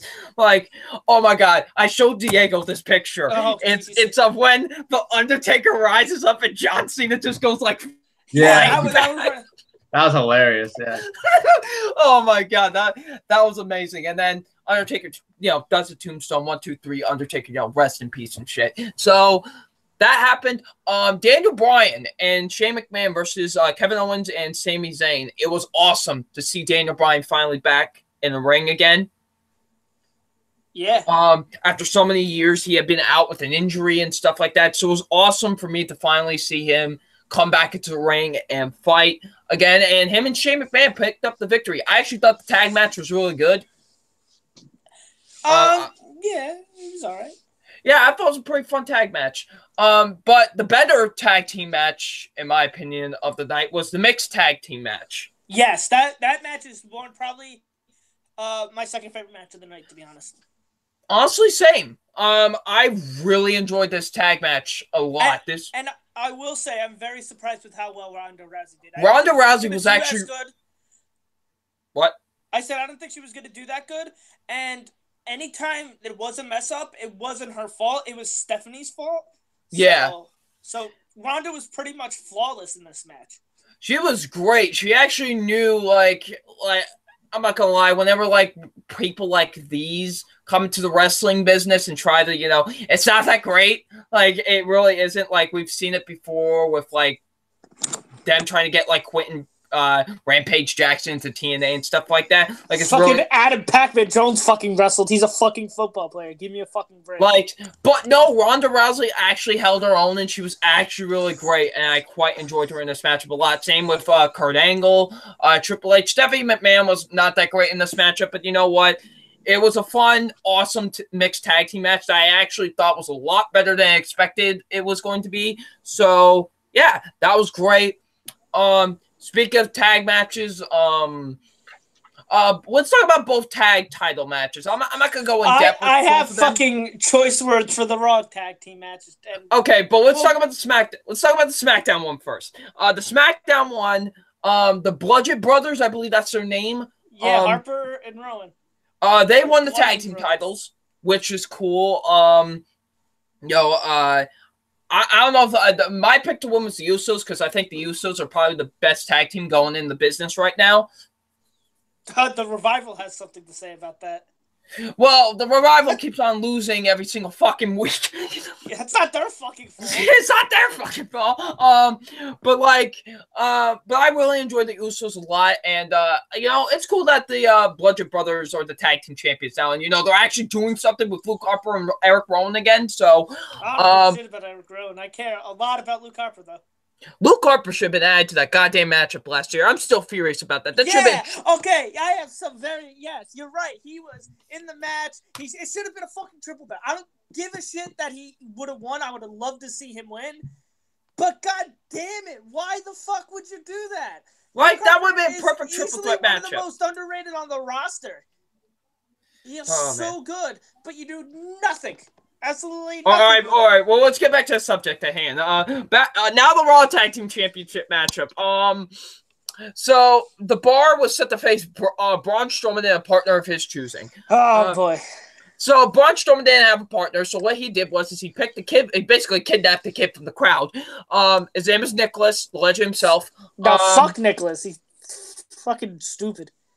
And then Braun Strowman and Nicholas beat the Bar to win the tag team titles. I personally thought this was fucking hilarious. I don't know. Listen, I will agree with Andrew. I know he's about to say it should have been Elias. I think that's who should have been his tag team partner. That would have been perfect. And like them as like a tag team, how they're like bitter enemies, but now they're tag team champions. That would have been great. But I personally thought it was funny. I thought it was one of those things where it's like it's stupid, but I thought it was funny. So yeah, so that's just my thoughts on that. Now the WWE Championship match. This was kind of disappointing. I'm not gonna lie. Yeah, it was. This should have been a lot better than like, this really should have. Considering who these two people are and how much we have waited for this match, should have been a lot better than proceeded, honestly. Like, I was really disappointed. Like, it's not a bad match. I think it was just very underwhelming, and it's not very a good much match, but it should have been better than it was. Do you think the finish was way too rushed? Yeah. I was like, wait a minute. Like, that was a cool finish, I'm not gonna lie, but like, I felt like this match could have went on for like 10 more minutes. And yeah, but I don't. I'll tell you why I don't have a problem with Styles winning, because people also have a problem with Styles winning. The first thing is AJ Styles is the best fucking wrestler on this fucking planet right now. He is easily my favorite on the company, and he's the WWE champion, so I can't complain. But also at the end, Shinsuke Nakamura turned heel, and I think this is a great way to kind of get him over, because not saying he wasn't over, but like they kind of floundered with it, and yeah, like it makes Nakamura is going to win the title. Yes, it's going to happen at some point. Yes, just not now. But I will say this. What was I gonna say? I will say, that I do think that he is going to win the title at some point. You want to know what I want at Backlash? I want a triple threat match between AJ, Shinsuke Nakamura, and Daniel Bryan. I think that would that would be.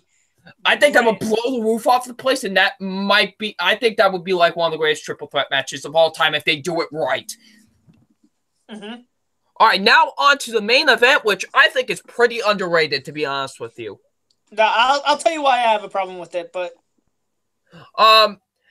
pretty much, I really don't know why so many are complaining about it. Okay, listen, I kind of get it, but I kind of don't get it as well, because I felt like this was like the exact same fucking fight from WrestleMania 31, and that's why I have a problem with it.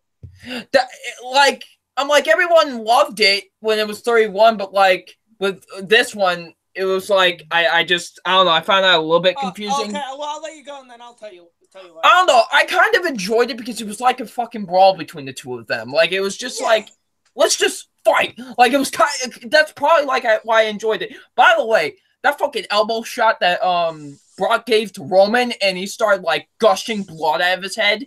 Like, real fucking blood.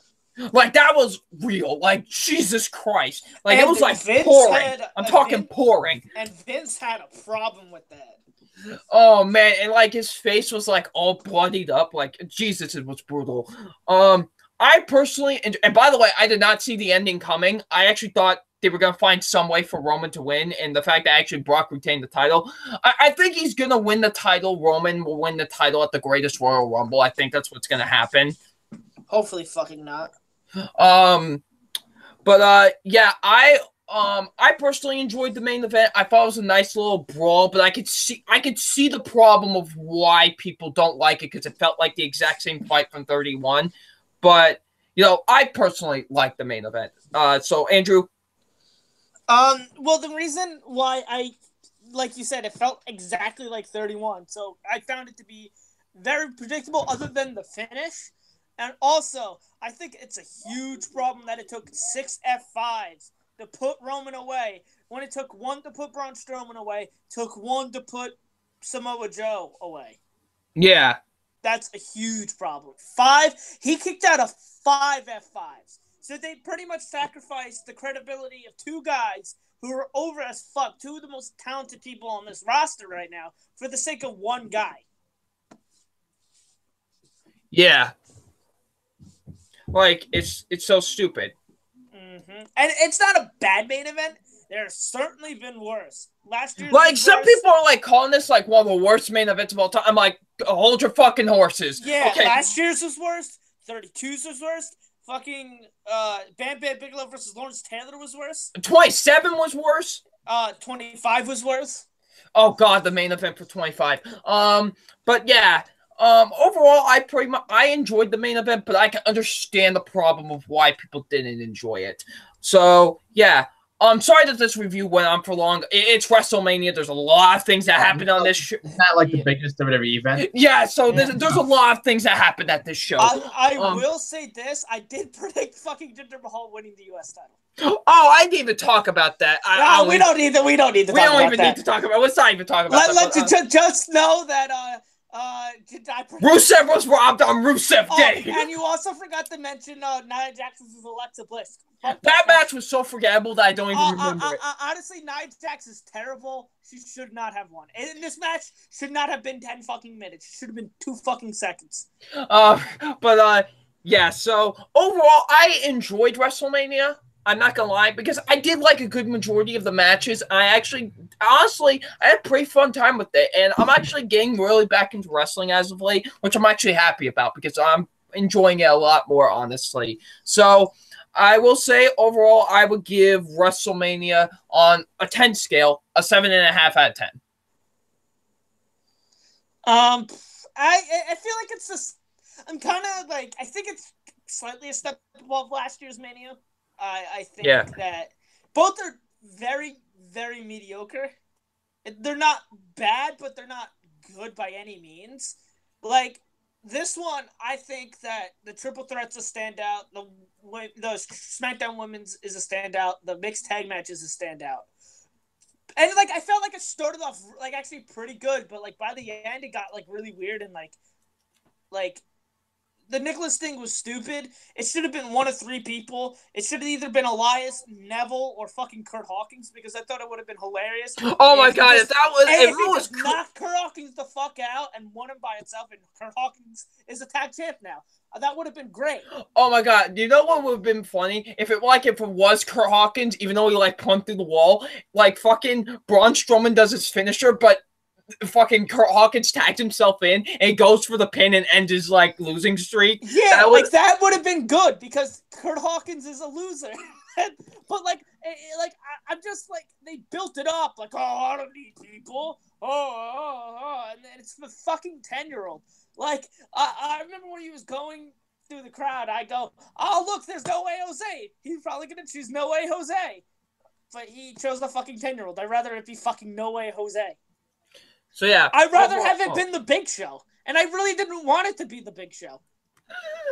Oh man, but yeah, like I said, it's very mediocre.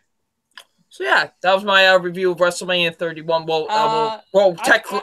Technically our review since we both kind of talked about it. But I give it a 6 out of 10. This one. Apologies to Diego, sir. Sorry that this went on way too long. There's a lot of shit that happens at this show. I can imagine. All right, so Andrew. All your TV topics, right, Double Nine? Yep, Andrew. All right, Andrew. What do you think the topics for today? All right, I got 4. I'll try to make these relatively quick so we can get the show going. But I got 3 Survivor seasons. Because I had a lot of time to watch these, and we missed a week. So yeah. All right, the first one is the 2nd season of Survivor, the Australian Outback. This actually probably has one of the most likable winners of all time, Tina, and probably Kobe, one of the best runner-ups.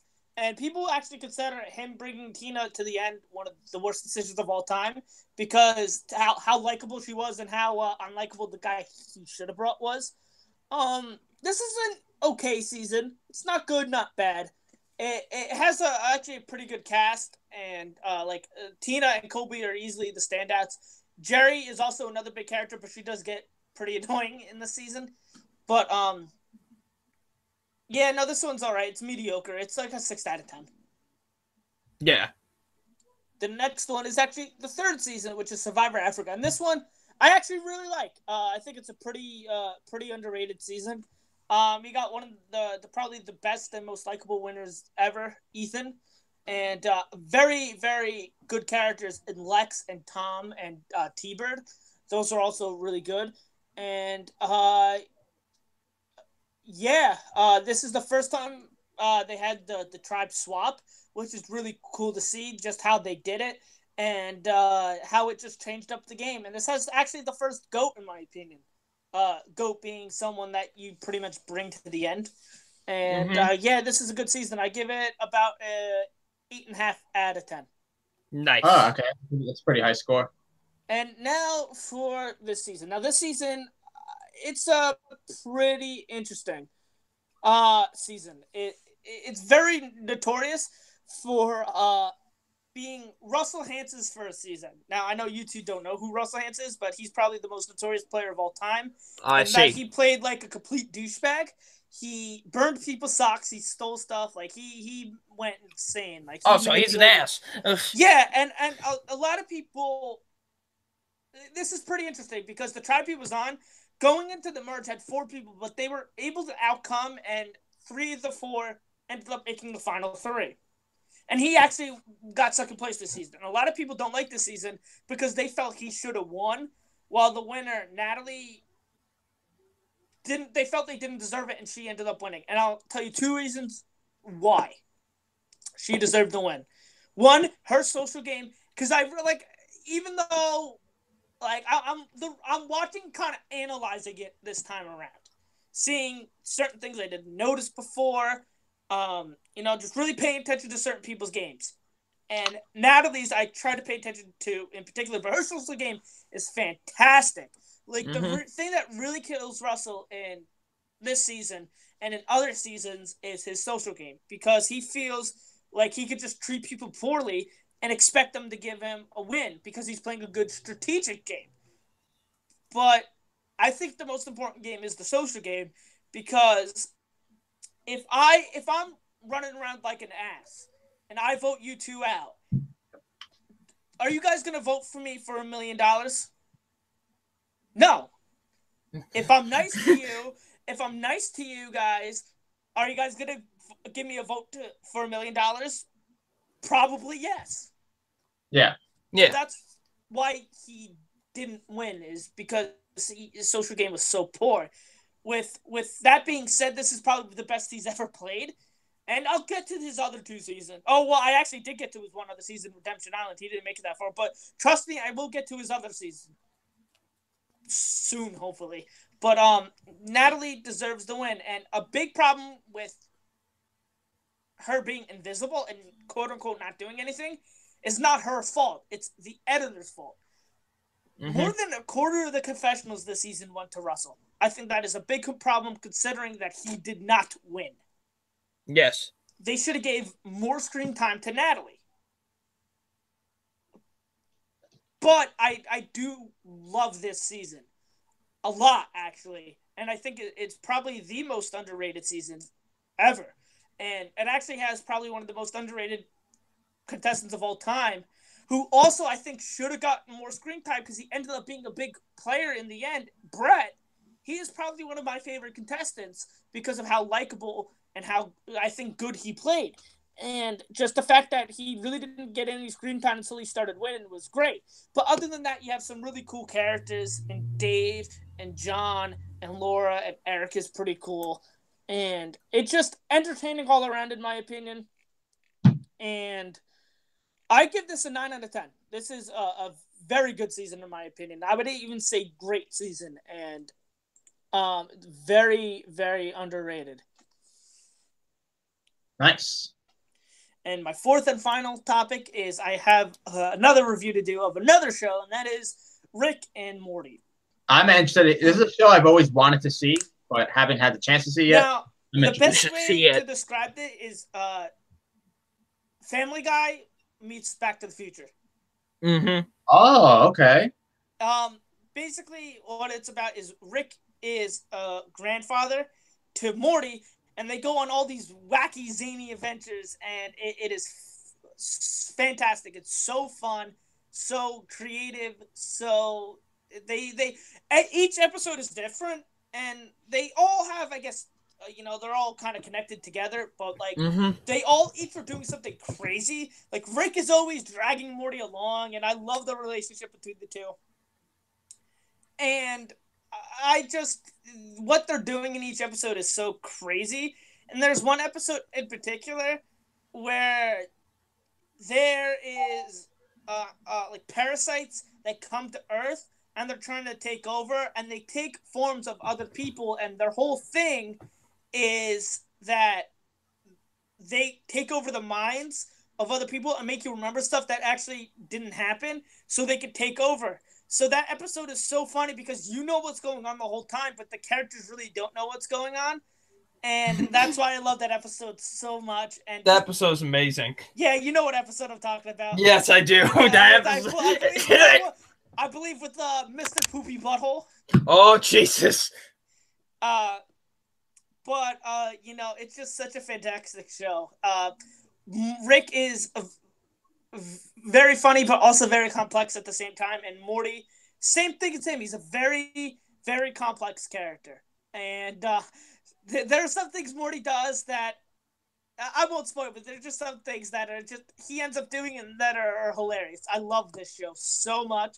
I'd give it about a 9.5 out of 10. Nice.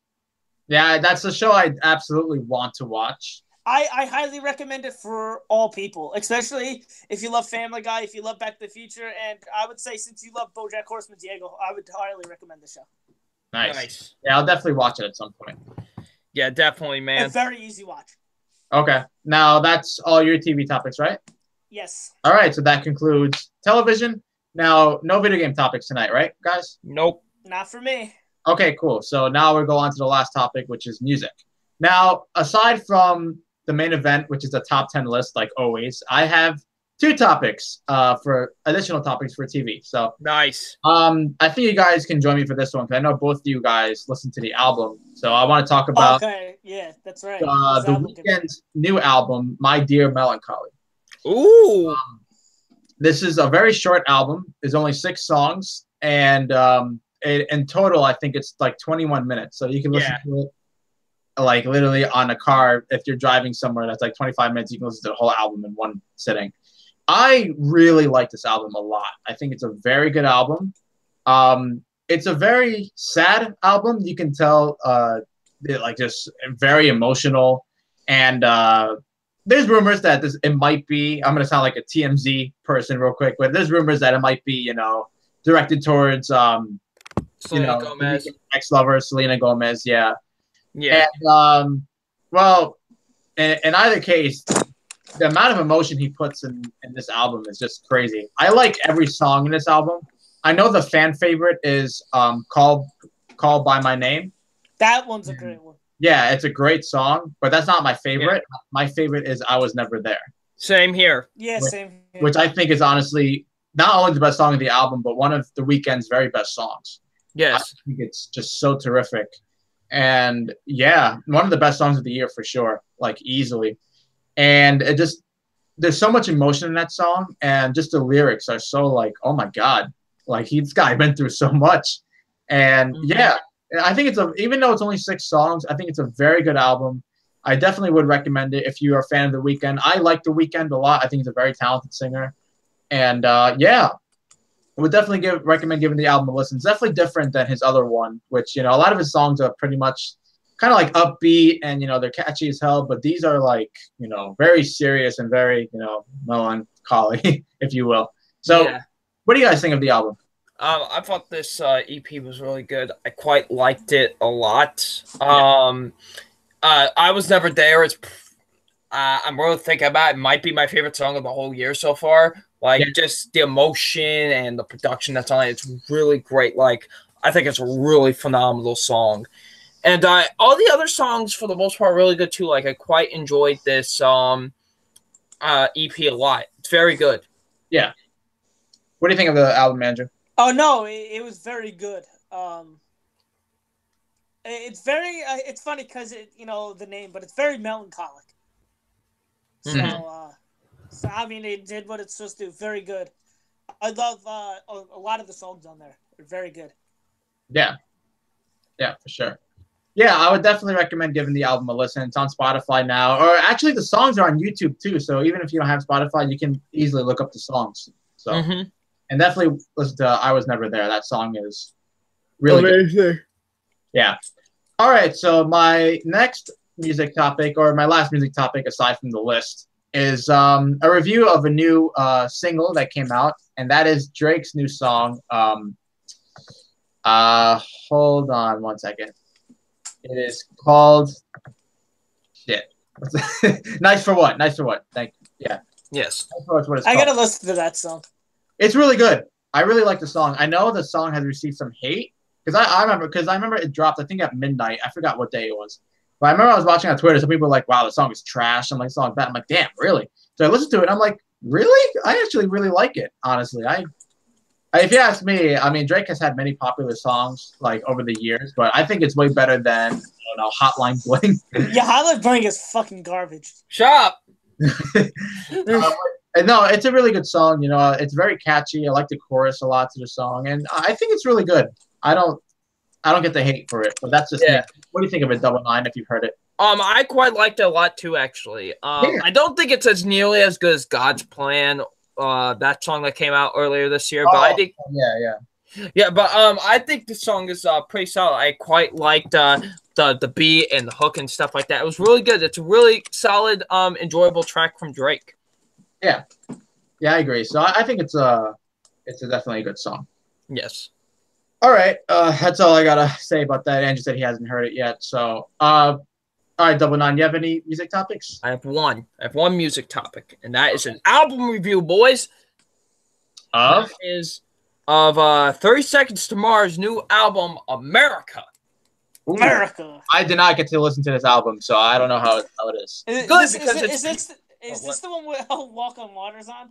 Yes, and good because it's pure fucking trash. This album. I really like Walk on Water.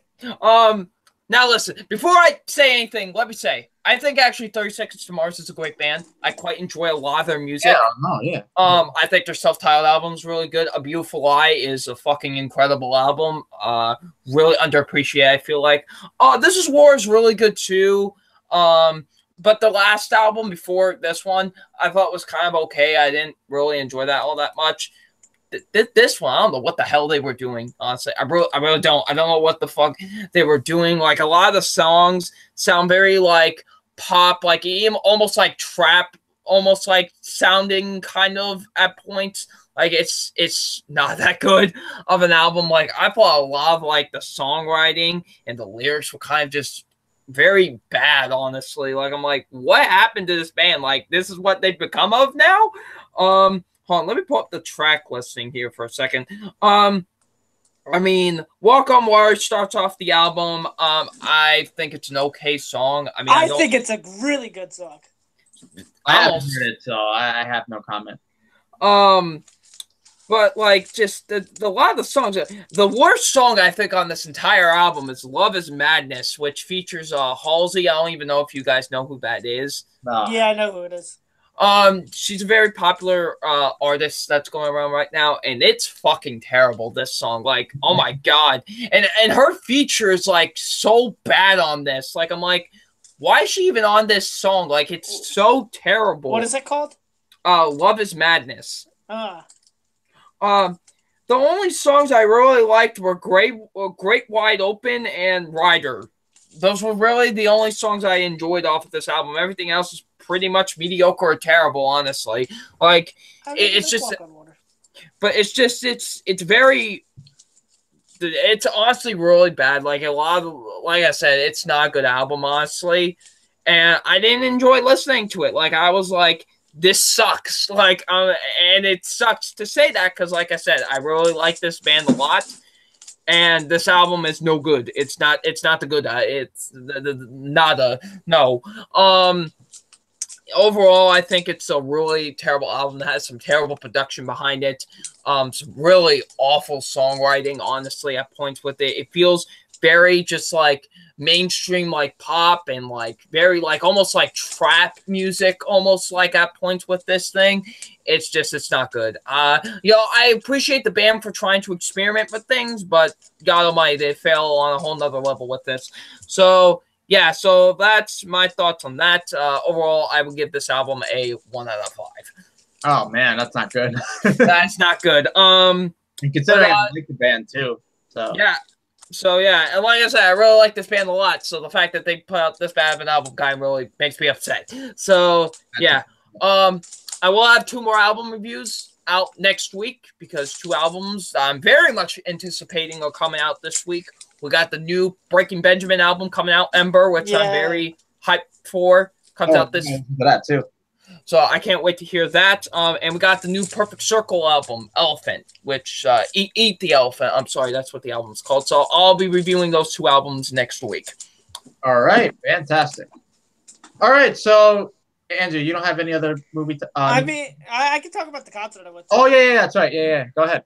All right, so I actually went to a concert this past weekend. I got to see personally one of my favorite artists, Bon Jovi, in concert, and no, it was amazing. You know, all the songs that I was really looking forward to hearing were great. You know, a lot of energy, and he's a fantastic singer in my opinion. And just the guitar playing, though I forget who the guitarist and the drummer were, but in particular they were awesome as well. And the keyboardist too was really awesome. And yeah, no, they are. It was just an amazing show. Okay, so let me ask you this: what was the best song he performed of the night? Honestly, all right. So I want to say that it was "Living on a Prayer," because that's my favorite song by him. But I also loved listening to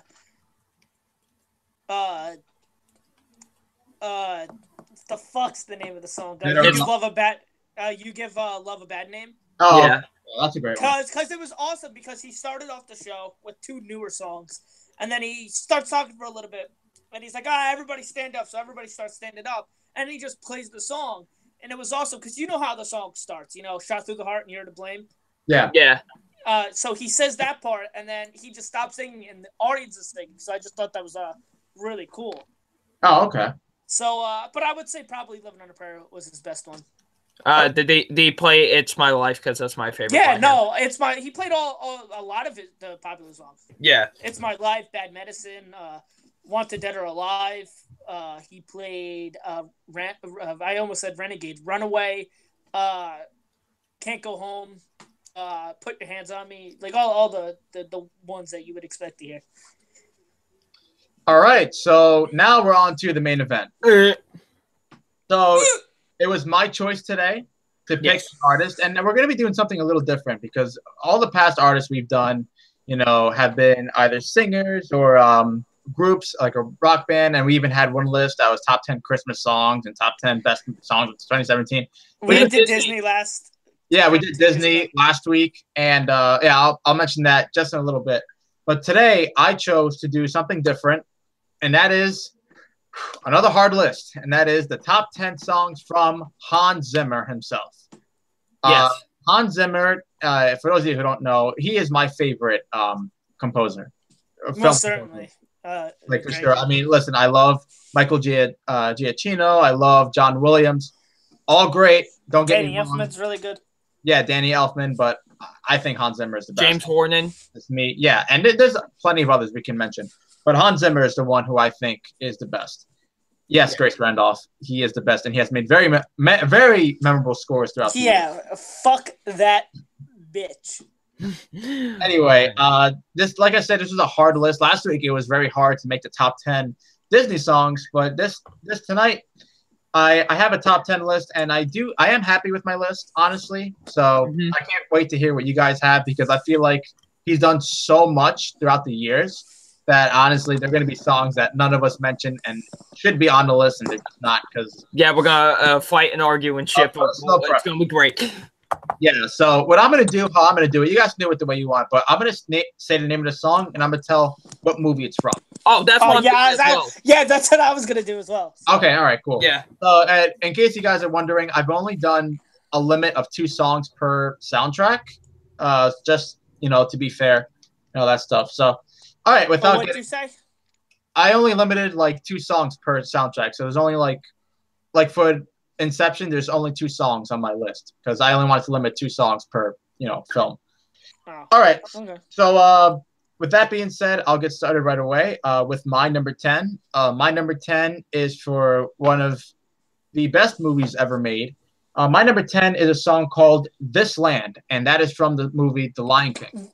Ooh. When I say that just missed my list, that just missed my list. It is a fantastic song from start to finish. It's just really nice to listen to, and the score for The Lion King in general, I just think it's a beautiful, beautiful score. In addition to like all the songs like from Elton John and all like the popular songs everyone knows. I feel like the score doesn't get as much credit as the songs because the score, Yes. honestly, it fits so well with the movie and just with the environment of the film. And honestly, it's one of those. It's just the whole music in The Lion King in general is just one you can dance to and one you can just like feel good while listening to it.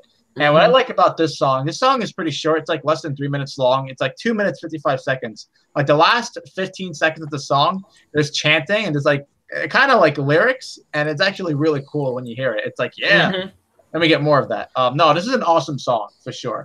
And it's a song that you can listen to and just enjoy immensely. Just like I feel that way about all these songs. But this song, for sure, I feel that way. So my number 10 is This Land from The Lion King. My number 10 is Flight from Man Steel. Oh, okay. Yeah. Okay, nice. This one starts off, it's kind of like the main score of the movie. Kinda, yeah. It's kind of like it, but it's very cool. I like how they do it in this one. Necessarily, I like the instrumentation, how it builds, also how it is with Superman's character, especially when he's trying to fly for the first time. Like, it really fits with that scene of the movie as well. Yes. So, yeah, it's a really great score, and I really love it a ton. So that's why it comes out as my number 10.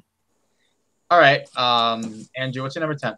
My number 10 is 2049 from, you guessed it, Blade Runner 2049. Oh, okay. Nice. So, I really like this song because I feel like it really sets up the tone and the world of Blade Runner 2049, and it just, like I said, it really captures the tone. And when I was listening to it, not that I felt like I was watching the movie, but it felt like I had the same feeling that I felt like tone-wise of when I was watching the movie. And it's very, very sci-fi, very eerie at times, very creepy, but it's also one that I enjoy listening to. Yes, yeah, for sure. That had a great score. It should have been the best score, honestly. Mm-hmm. Okay, so that was our number 10. Now we're on to number 9. My number 9 is from one of his most recent soundtracks, and that is Home. Home is from Dunkirk. Home is a badass song. I mean, the way it starts, you're like, oh my god, like this is just badass, and I just want to dance to this beat. And the scene, and is it's towards like the second act of the movie, like second act going towards the third act, and at this point, the movie's so intense, you don't know what's gonna go on, and then I know there are some people who still hasn't seen Dunkirk, so I won't really give away what exactly happens, but the characters see something that they're afraid it was going to be something, but they see something else, and it brings them a lot of happiness. And it's at that point in the song where it changes gears and it becomes really beautiful. Mm-hmm. So I think, throughout the whole song, the way how he incorporated, just everything and how it transitions from, being this really badass song, this intense song, to just being a really nice song at the end was perfect, honestly. So, yeah, I mean, I think the Dunkirk score is just a character. It felt like a character of the movie. And that's what's great about Hans Zimmer and Nolan. When they work together, they really make magic. And I feel like that's especially the case with Dunkirk. So Home is my number 9 from Dunkirk. My number 9 is She With You from Batman v Superman Dawn of Justice. That also just missed my list. It's the theme you've been fucking hearing for the past like 2 years now. It's the dun dun dun dun dun dun dun dun, like it's the theme song for Wonder Woman, basically. And it's a badass theme song, like it really is. Like I love like kind of the roaring guitar that has in the song. It's really great. Like I think it's fantastic. It's honestly the perfect theme for her, honestly. And I think it's really cool. Like I really love how just badass you feel while listening to it and how it fits with the character of Wonder Woman. So yeah, my number 9 is She With You from Batman v Superman Dawn of Justice. Nice. All right, Angie, what's your number 9? My number 9 is Drink Up Me Hearty Yo Ho from Parts of the Caribbean at World's End. Ooh. Now, what I really like it because it kind of starts off and it is very I don't want to say silly, but it just it doesn't, like, it gets epic, but like it just feels like kind of like just fun, and then it gets like more epic, and then then towards the middle of the song you get to hear the main theme of it, and it's just really awesome, and just one that I love listening to because I love the main theme of Pirates of the Caribbean. I think it's awesome, and just to hear it, how just build up to that moment is really cool. Mm-hmm. All right, so that was on number 9. Now we're on to number 8. Nice. Double 9. Let me just say this for number 8. We don't have to fight anymore because my number 8 is "What Are You Gonna Do When You Are Not Saving the World" from Man of Steel. Oh, nice. It's also known as the theme song for Man of Steel, and yes, Man of Steel is one of the most polarizing films there is. So say what you will about the film, but the score in that movie is awesome.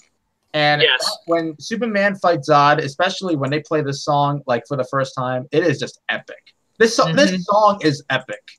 I mean, yes. It starts with the guitar, and then like when it hits with all the trumpets and everything, it just goes insane. Like badass times 10. Like the hype gets real.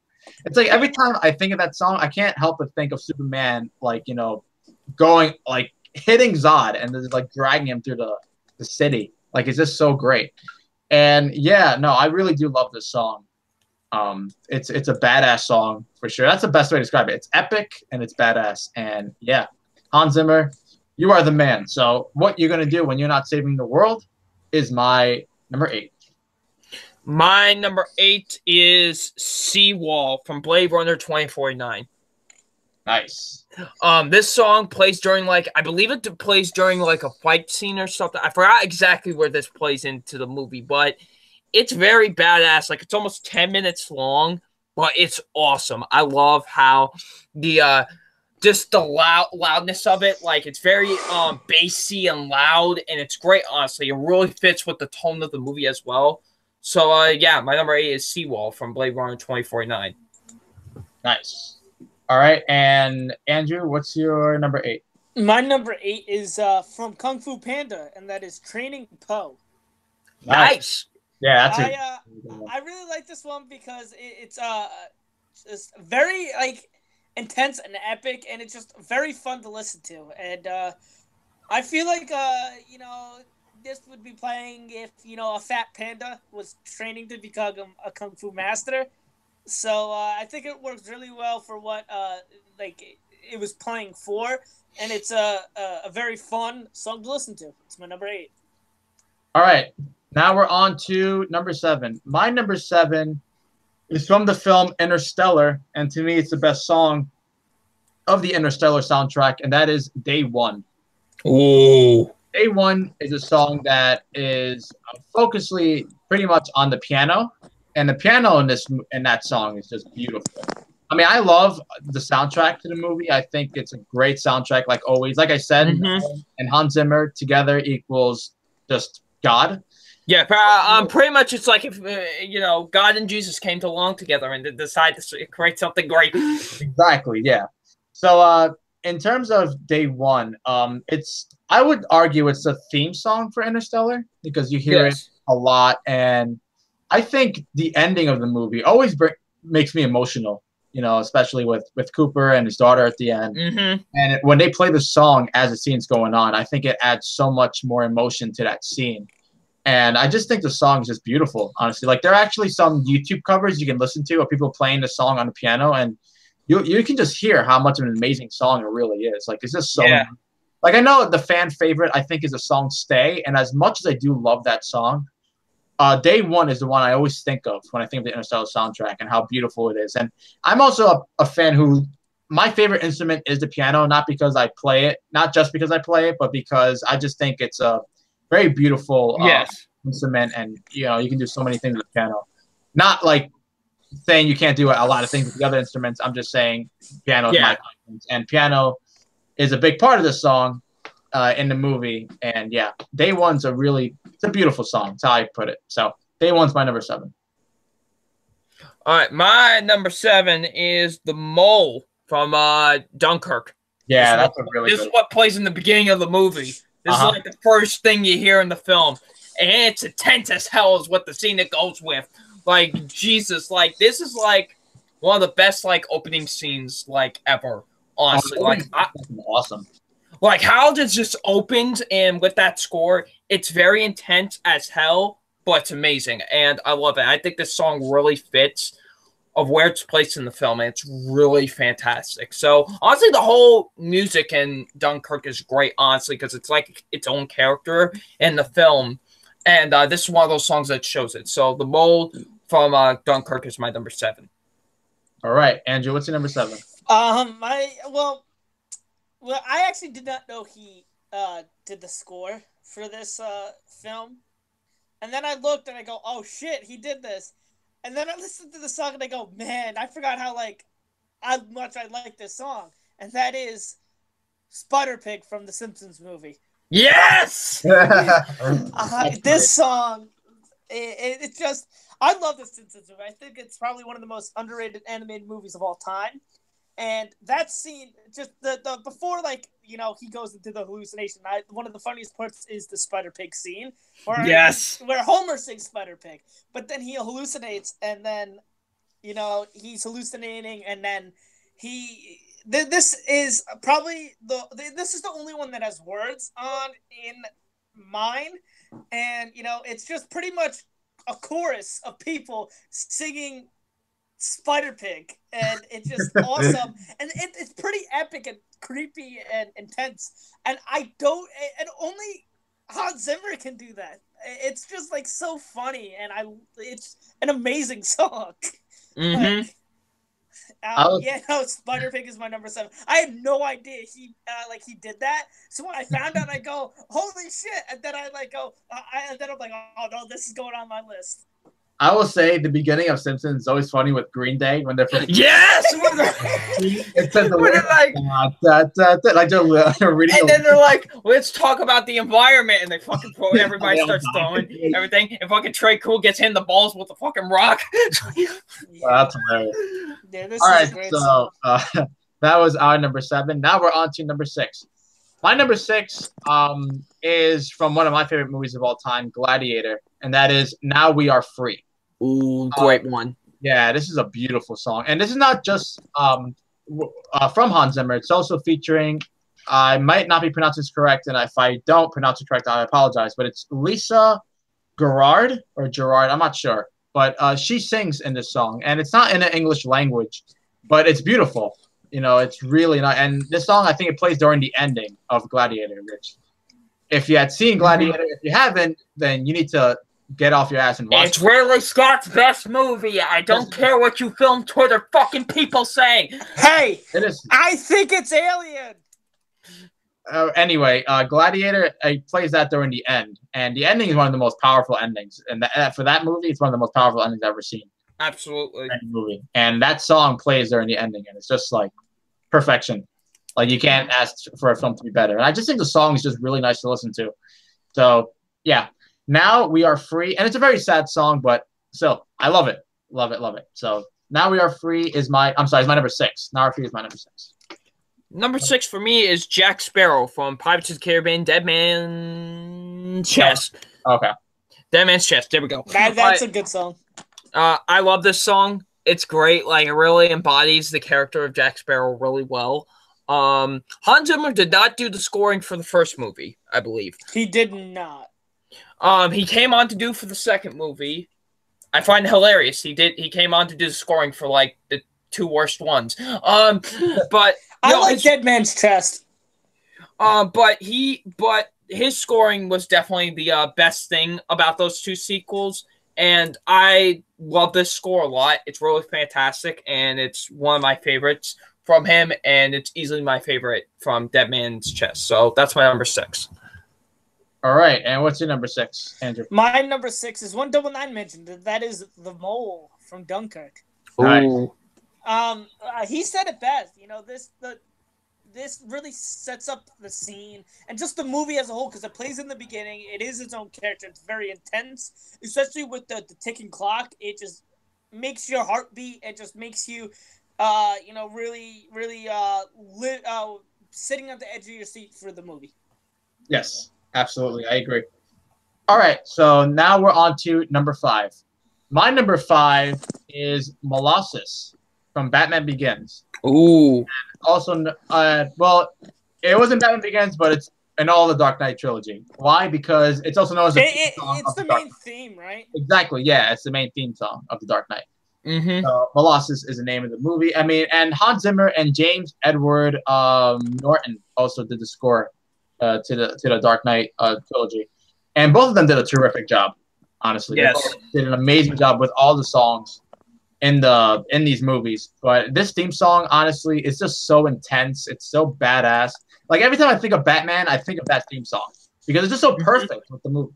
Like there's so many great scenes. Like when you see Batman Begins, like when his first appearance as Batman. Not his first appearance. You know when when he picks up Falcone, and then he like headbutts him, like I'm Batman, and headbutts him. And there's another scene like in The Dark Knight Rises when Batman like when you the first appearance of Batman in The Dark Knight Rises, like during that chase scene, or like, even Dark Knight, you know, just like so many scenes where they use theme song and it's just incorporated so perfectly.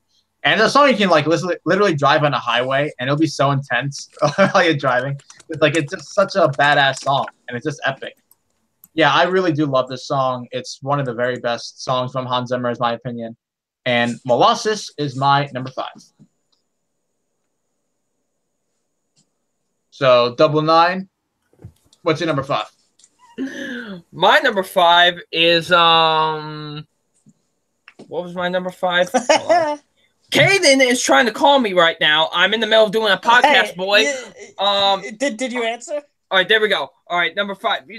All right, number 5 is Cornfield Chase from Interstellar. That's a really good one too. I think this is the best score out of all the what is it? All the songs. Yeah, out of all the ones, this is actually, I think this is like the shortest one that's on my list. It's only like 2 minutes. Not if that's Spider-Pig. That's like a minute. But like, I love like the loudness, like kind of the loudness of it. It's like it's very quiet at first, but once it gets like towards like the ending of it, it like builds up very loudly and stuff, and it's really fantastic. It really fits with the movie very well, and the scene that's presented in as well. So yeah, my number 5 is Cornfield Chase from Interstellar. All right. What's your number 5, Andrew? My number 5 is from I almost said Interstellar, but it's not from Interstellar. It is from the movie Inception. Time. Mm-hmm. This is I believe it's the main theme. And it's just a very emotional song, and just one that really, you know, I'm really invested to when I listen to it. It's a very, like I said, emotional song, and it's an amazing song. It is my number 5. All right. Now we're on to number 4. Number 4 is, in my opinion, the best song from the Dunkirk soundtrack. It's not The Mole, as much as I do like that song. For me, it's Supermarine.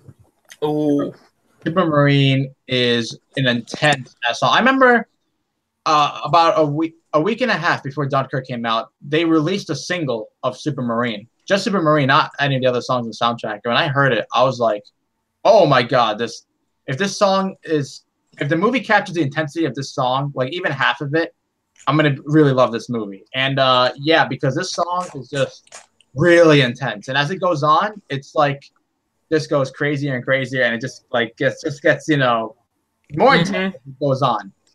More intense as it goes on. I love the ending of the song when like just everyone, it's like as each you know, everyone plays, and then the next level more people play, then more people play, and it just like goes all crazy. It's one of my absolute favorite things, and yeah, I really love Supermarine, and this is a phenomenal song. And one of his very best. I mean, it's my number 4 for God's sake. So yeah, Supermarine from Dunkirk, my number 4. My number 4 is A Dark Knight from The Dark Knight. Nice, yeah. I think this is the longest one on my list. I think this one is almost like 17 minutes long. Yeah, it's very long. But it's really fantastic. I love how this is executed in the movie and just as a song in general. And I really love it a lot. Like I love dum, dum, dum, dum, boom, like, the iconic noise that you hear in this song. And it's really fantastic. I love it a lot. And yeah, it's a great tune. So A Dark Knight is my number 4. Nice. All right. What's your number 4, Andrew? My number 4 is also from Inception. It is Mombasa. Nice. Yeah, that's a great one. This song is intense as fuck, and that's what I love about it. Just the intensity. It really, the scene that it's used in really is used well in that scene, and really made me think of that scene when it was played. Mm-hmm. All right, so now we're on to number 3. Now, my number 3 is a song from the movie Inception. And I would actually say this is the theme song for Inception. Dream is Collapsing. Ooh!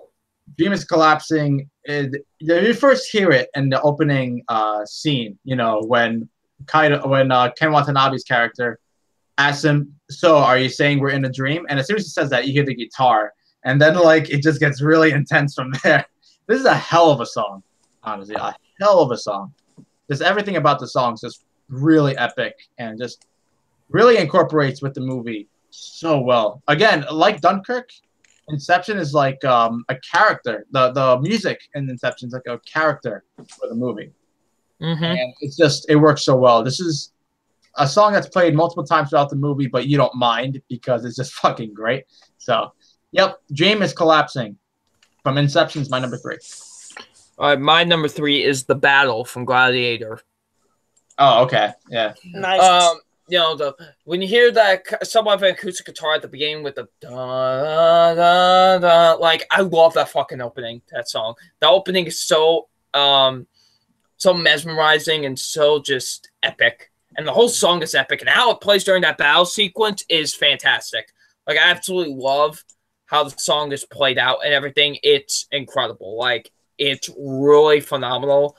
It really is. It's easily my favorite song off of the Gladiator soundtrack, and it's just overall one of my favorites from Hans Zimmer in general. So yeah, my number 3 is The Battle from Gladiator. Nice. All right, Andrew, what's your number 3? My number 3 is Molasses from the Dark Knight trilogy. I'll just say. This is actually what I thought was going to be my number 1, because this, for the longest time, was my ringtone on my phone. And it's because it was an epic song, and it's just one that really makes me think of The Dark Knight. The Dark Knight's my favorite movie of all time. So, this makes me think of Batman, think of The Dark Knight, and just think of the trilogy as a whole. And just one that I love. And it's a great song. All right, now we're on to number 2.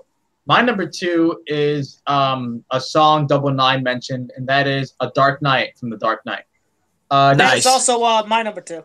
Oh, nice. Okay. This is easily the longest song on my list. It's, like I said, 16 minutes long, but you know what? I don't care because every second of this song is phenomenal. This is and the way The Dark Knight ends, a big part of the reason why it's, I think, one of the best endings ever is because of the music that plays in the background. It's just so epic, and all the dialogue Gary Oldman's character is saying, and it's just it just fits perfectly. And it's there's no lyrics and most of these songs, but it's the music is so powerful, it kind of tells a story just by playing all these instruments and just being so strong. I really love this song, honestly. I do think I do prefer it more than the theme song for The Dark Knight, but yeah, man, it's just epic in every word. So that's why it's my number 2. Why is it your number 2, Andrew? It's my number 2 for what you said, but also it plays at the end of The Dark Knight. Yes. During the credits. And basically, this captures up my feelings of the movie as a whole and how I felt about the movie back when I first saw it and how I feel about the movie now, and just the epicness of the whole movie and just the grand scheme of the movie and it just what it captures of how I feel. Absolutely. Yep. All right, so now we're on to our favorite Hans Zimmer song. My favorite Hans Zimmer. Hello. Yeah, we always. Wait, Andrew, wait, there's a third person here? Yeah, there is. All right, double nine. Let's see number 2. Okay. No, it's okay. It happens. I was about to say we got to really quick. Wait a minute. All right, my number 2 is Time from Inception. Nice. Time is a really fantastic tune. I was going back and forth for number 1 and number 2, but I settled with this. But this song is amazing. It's pretty. It plays at the end of the movie, and it's like the perfect ending tune. It really is. Like, I love how it wraps up with everything in the movie, and it's just overall such an amazing score. I love the score to Inception, and Time is very fantastic. Yeah. That's number 1, boys. All right, so now we're on to our favorite Hans Zimmer song. Well, my favorite is Time from Inception. Yeah, this is nice. A beautiful song. Honestly, I just love it. I think the guitar in the song is pretty badass too. Yes, it is. On the guitar, it gets incorporated, and just like everything, and the trumpets at the end. And yeah, I love the way it starts and how progressively as it goes on, every instrument gets included, and then it becomes perfect. Yeah, and I will say the ending to Inception is like one of the best endings ever. I mean, absolutely. Yeah, just crazy. Inception's like just a hell of a, genius movie. So yeah, Time is just a beautiful song, and you guys pretty much said it all. So it's my favorite. So what's your favorite double nine? My number 1 favorite Hans Zimmer score of all time is. I know what it is. What are you going to do when you're not saving the world from Man of Steel? This is probably my favorite score to any superhero film, honestly.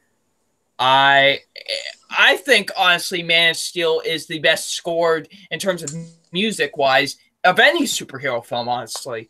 Like, the music in this is, like, so epic, and it just feels so amazing. Like, you feel like a superhero while listening to this. And this score, in particular, makes you feel that. It's so grand and epic. Like, you hear the piano go, dun, dun, dun, dun, dun. Like, you just hear that at first, and it just builds and builds into that epic, that epic with the dun dun dun dun dun dun. Like, it's so amazing. Like, I love it. It makes you feel like you're Superman himself. And how coincidental I'm wearing this shirt while talking about this. So yeah. What are you gonna do when you're not saving the world? Basically, the theme song for Man of Steel is absolute perfection, in my opinion. It's like in my top 5 favorite scores of all time. Like, it's such a phenomenal score, in my opinion. Yeah. And it's easily the best work that Hans Zimmer has ever done, in my opinion. So, yeah, my number 1 is what are you going to do when you're not saving the world from Man of Steel? Nice. All right, and Andrew, what's your number 1?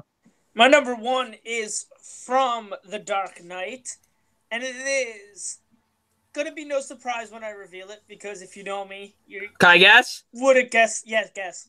Why So Serious? Yeah, Why So Serious is my number 1. Nice. Well, great choice.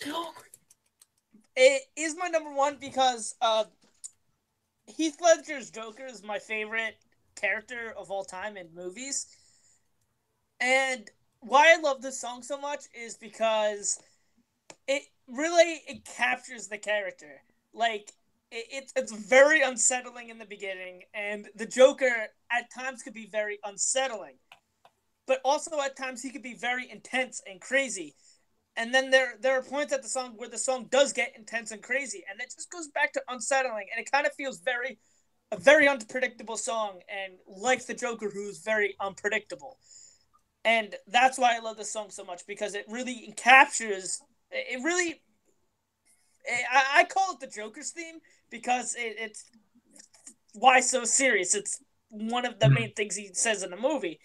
Mm-hmm. So it really feels like the character of the Joker is what I'm trying to say. Yeah. No, that's a great one. Yeah, it's a great choice. Yeah, there would have been so many choices that could have been number 1 that we probably didn't even mention, and probably would rightfully be, named in number 1. Yes. But it just showcases how great Hans Zimmer is. Grace Randolph. Anyway, yeah, Yes. that is our list for the top 10 Hans Zimmer songs. I did like both of your lists a lot. Same to you, sir. When I did a playlist, I believe it's going to be like 23 songs. So there's a lot of songs on that's going to be. It's probably going to Yes. be long time wise too, because oh there's a yeah, lot of songs on here that's like over like 6 minutes. yeah. Mhm. But you know, it's cool. It's okay. All right. So Okay, anyway, I received one new subscriber during this stream. So whoever it is, thank you. Yeah, because it didn't tell me who it is, but whoever it was, thank you. And anyway, we'll be back next week. And as far as music choice goes, because it's my turn again next week. Yes. We'll be doing someone who's very famous in the music industry, and that is George Michael. So Nice. we'll be doing top 10 George Michael songs for next week. Okay, nice. Make sure you get that done. Ooh. All right, so that wraps up the podcast. I want to thank people for watching this stream. I saw a bunch of new people in the live stream, which is cool. And yeah, I'm going to be back next week, obviously, with episode 21 at 8 p.m. Eastern. And yeah, look out for that. Do you guys have anything you want to say before I end the live stream? Thank you all for watching. I appreciate you guys watching the MTVM podcast. This was episode number 20, and we will be back next week for episode 21. We'll all be legal to drink. Awesome. Yeah. I'm already legal enough to drink. Yeah, so am I. So. Well, I'm not still. So here we go. So next week, episode 21. Hope you all are there to tune in. Boom. Yeah. All right, and Andrew. Nah, I definitely had it's a long episode, but fun one. You know, it's definitely great to be back. So yeah, definitely. And I know this episode was a little longer than usual, but we were off last week, so it kind of makes up for it. So. Yes. All right. Double the greatness in this episode. Double 9 the greatness. No, your name is Triples now. You shut up. All right. So again, thank you guys for watching, and I'll see you guys next week. Until next time, stay classy. Have a good week. I'll see you later. Bye. Goodbye, all.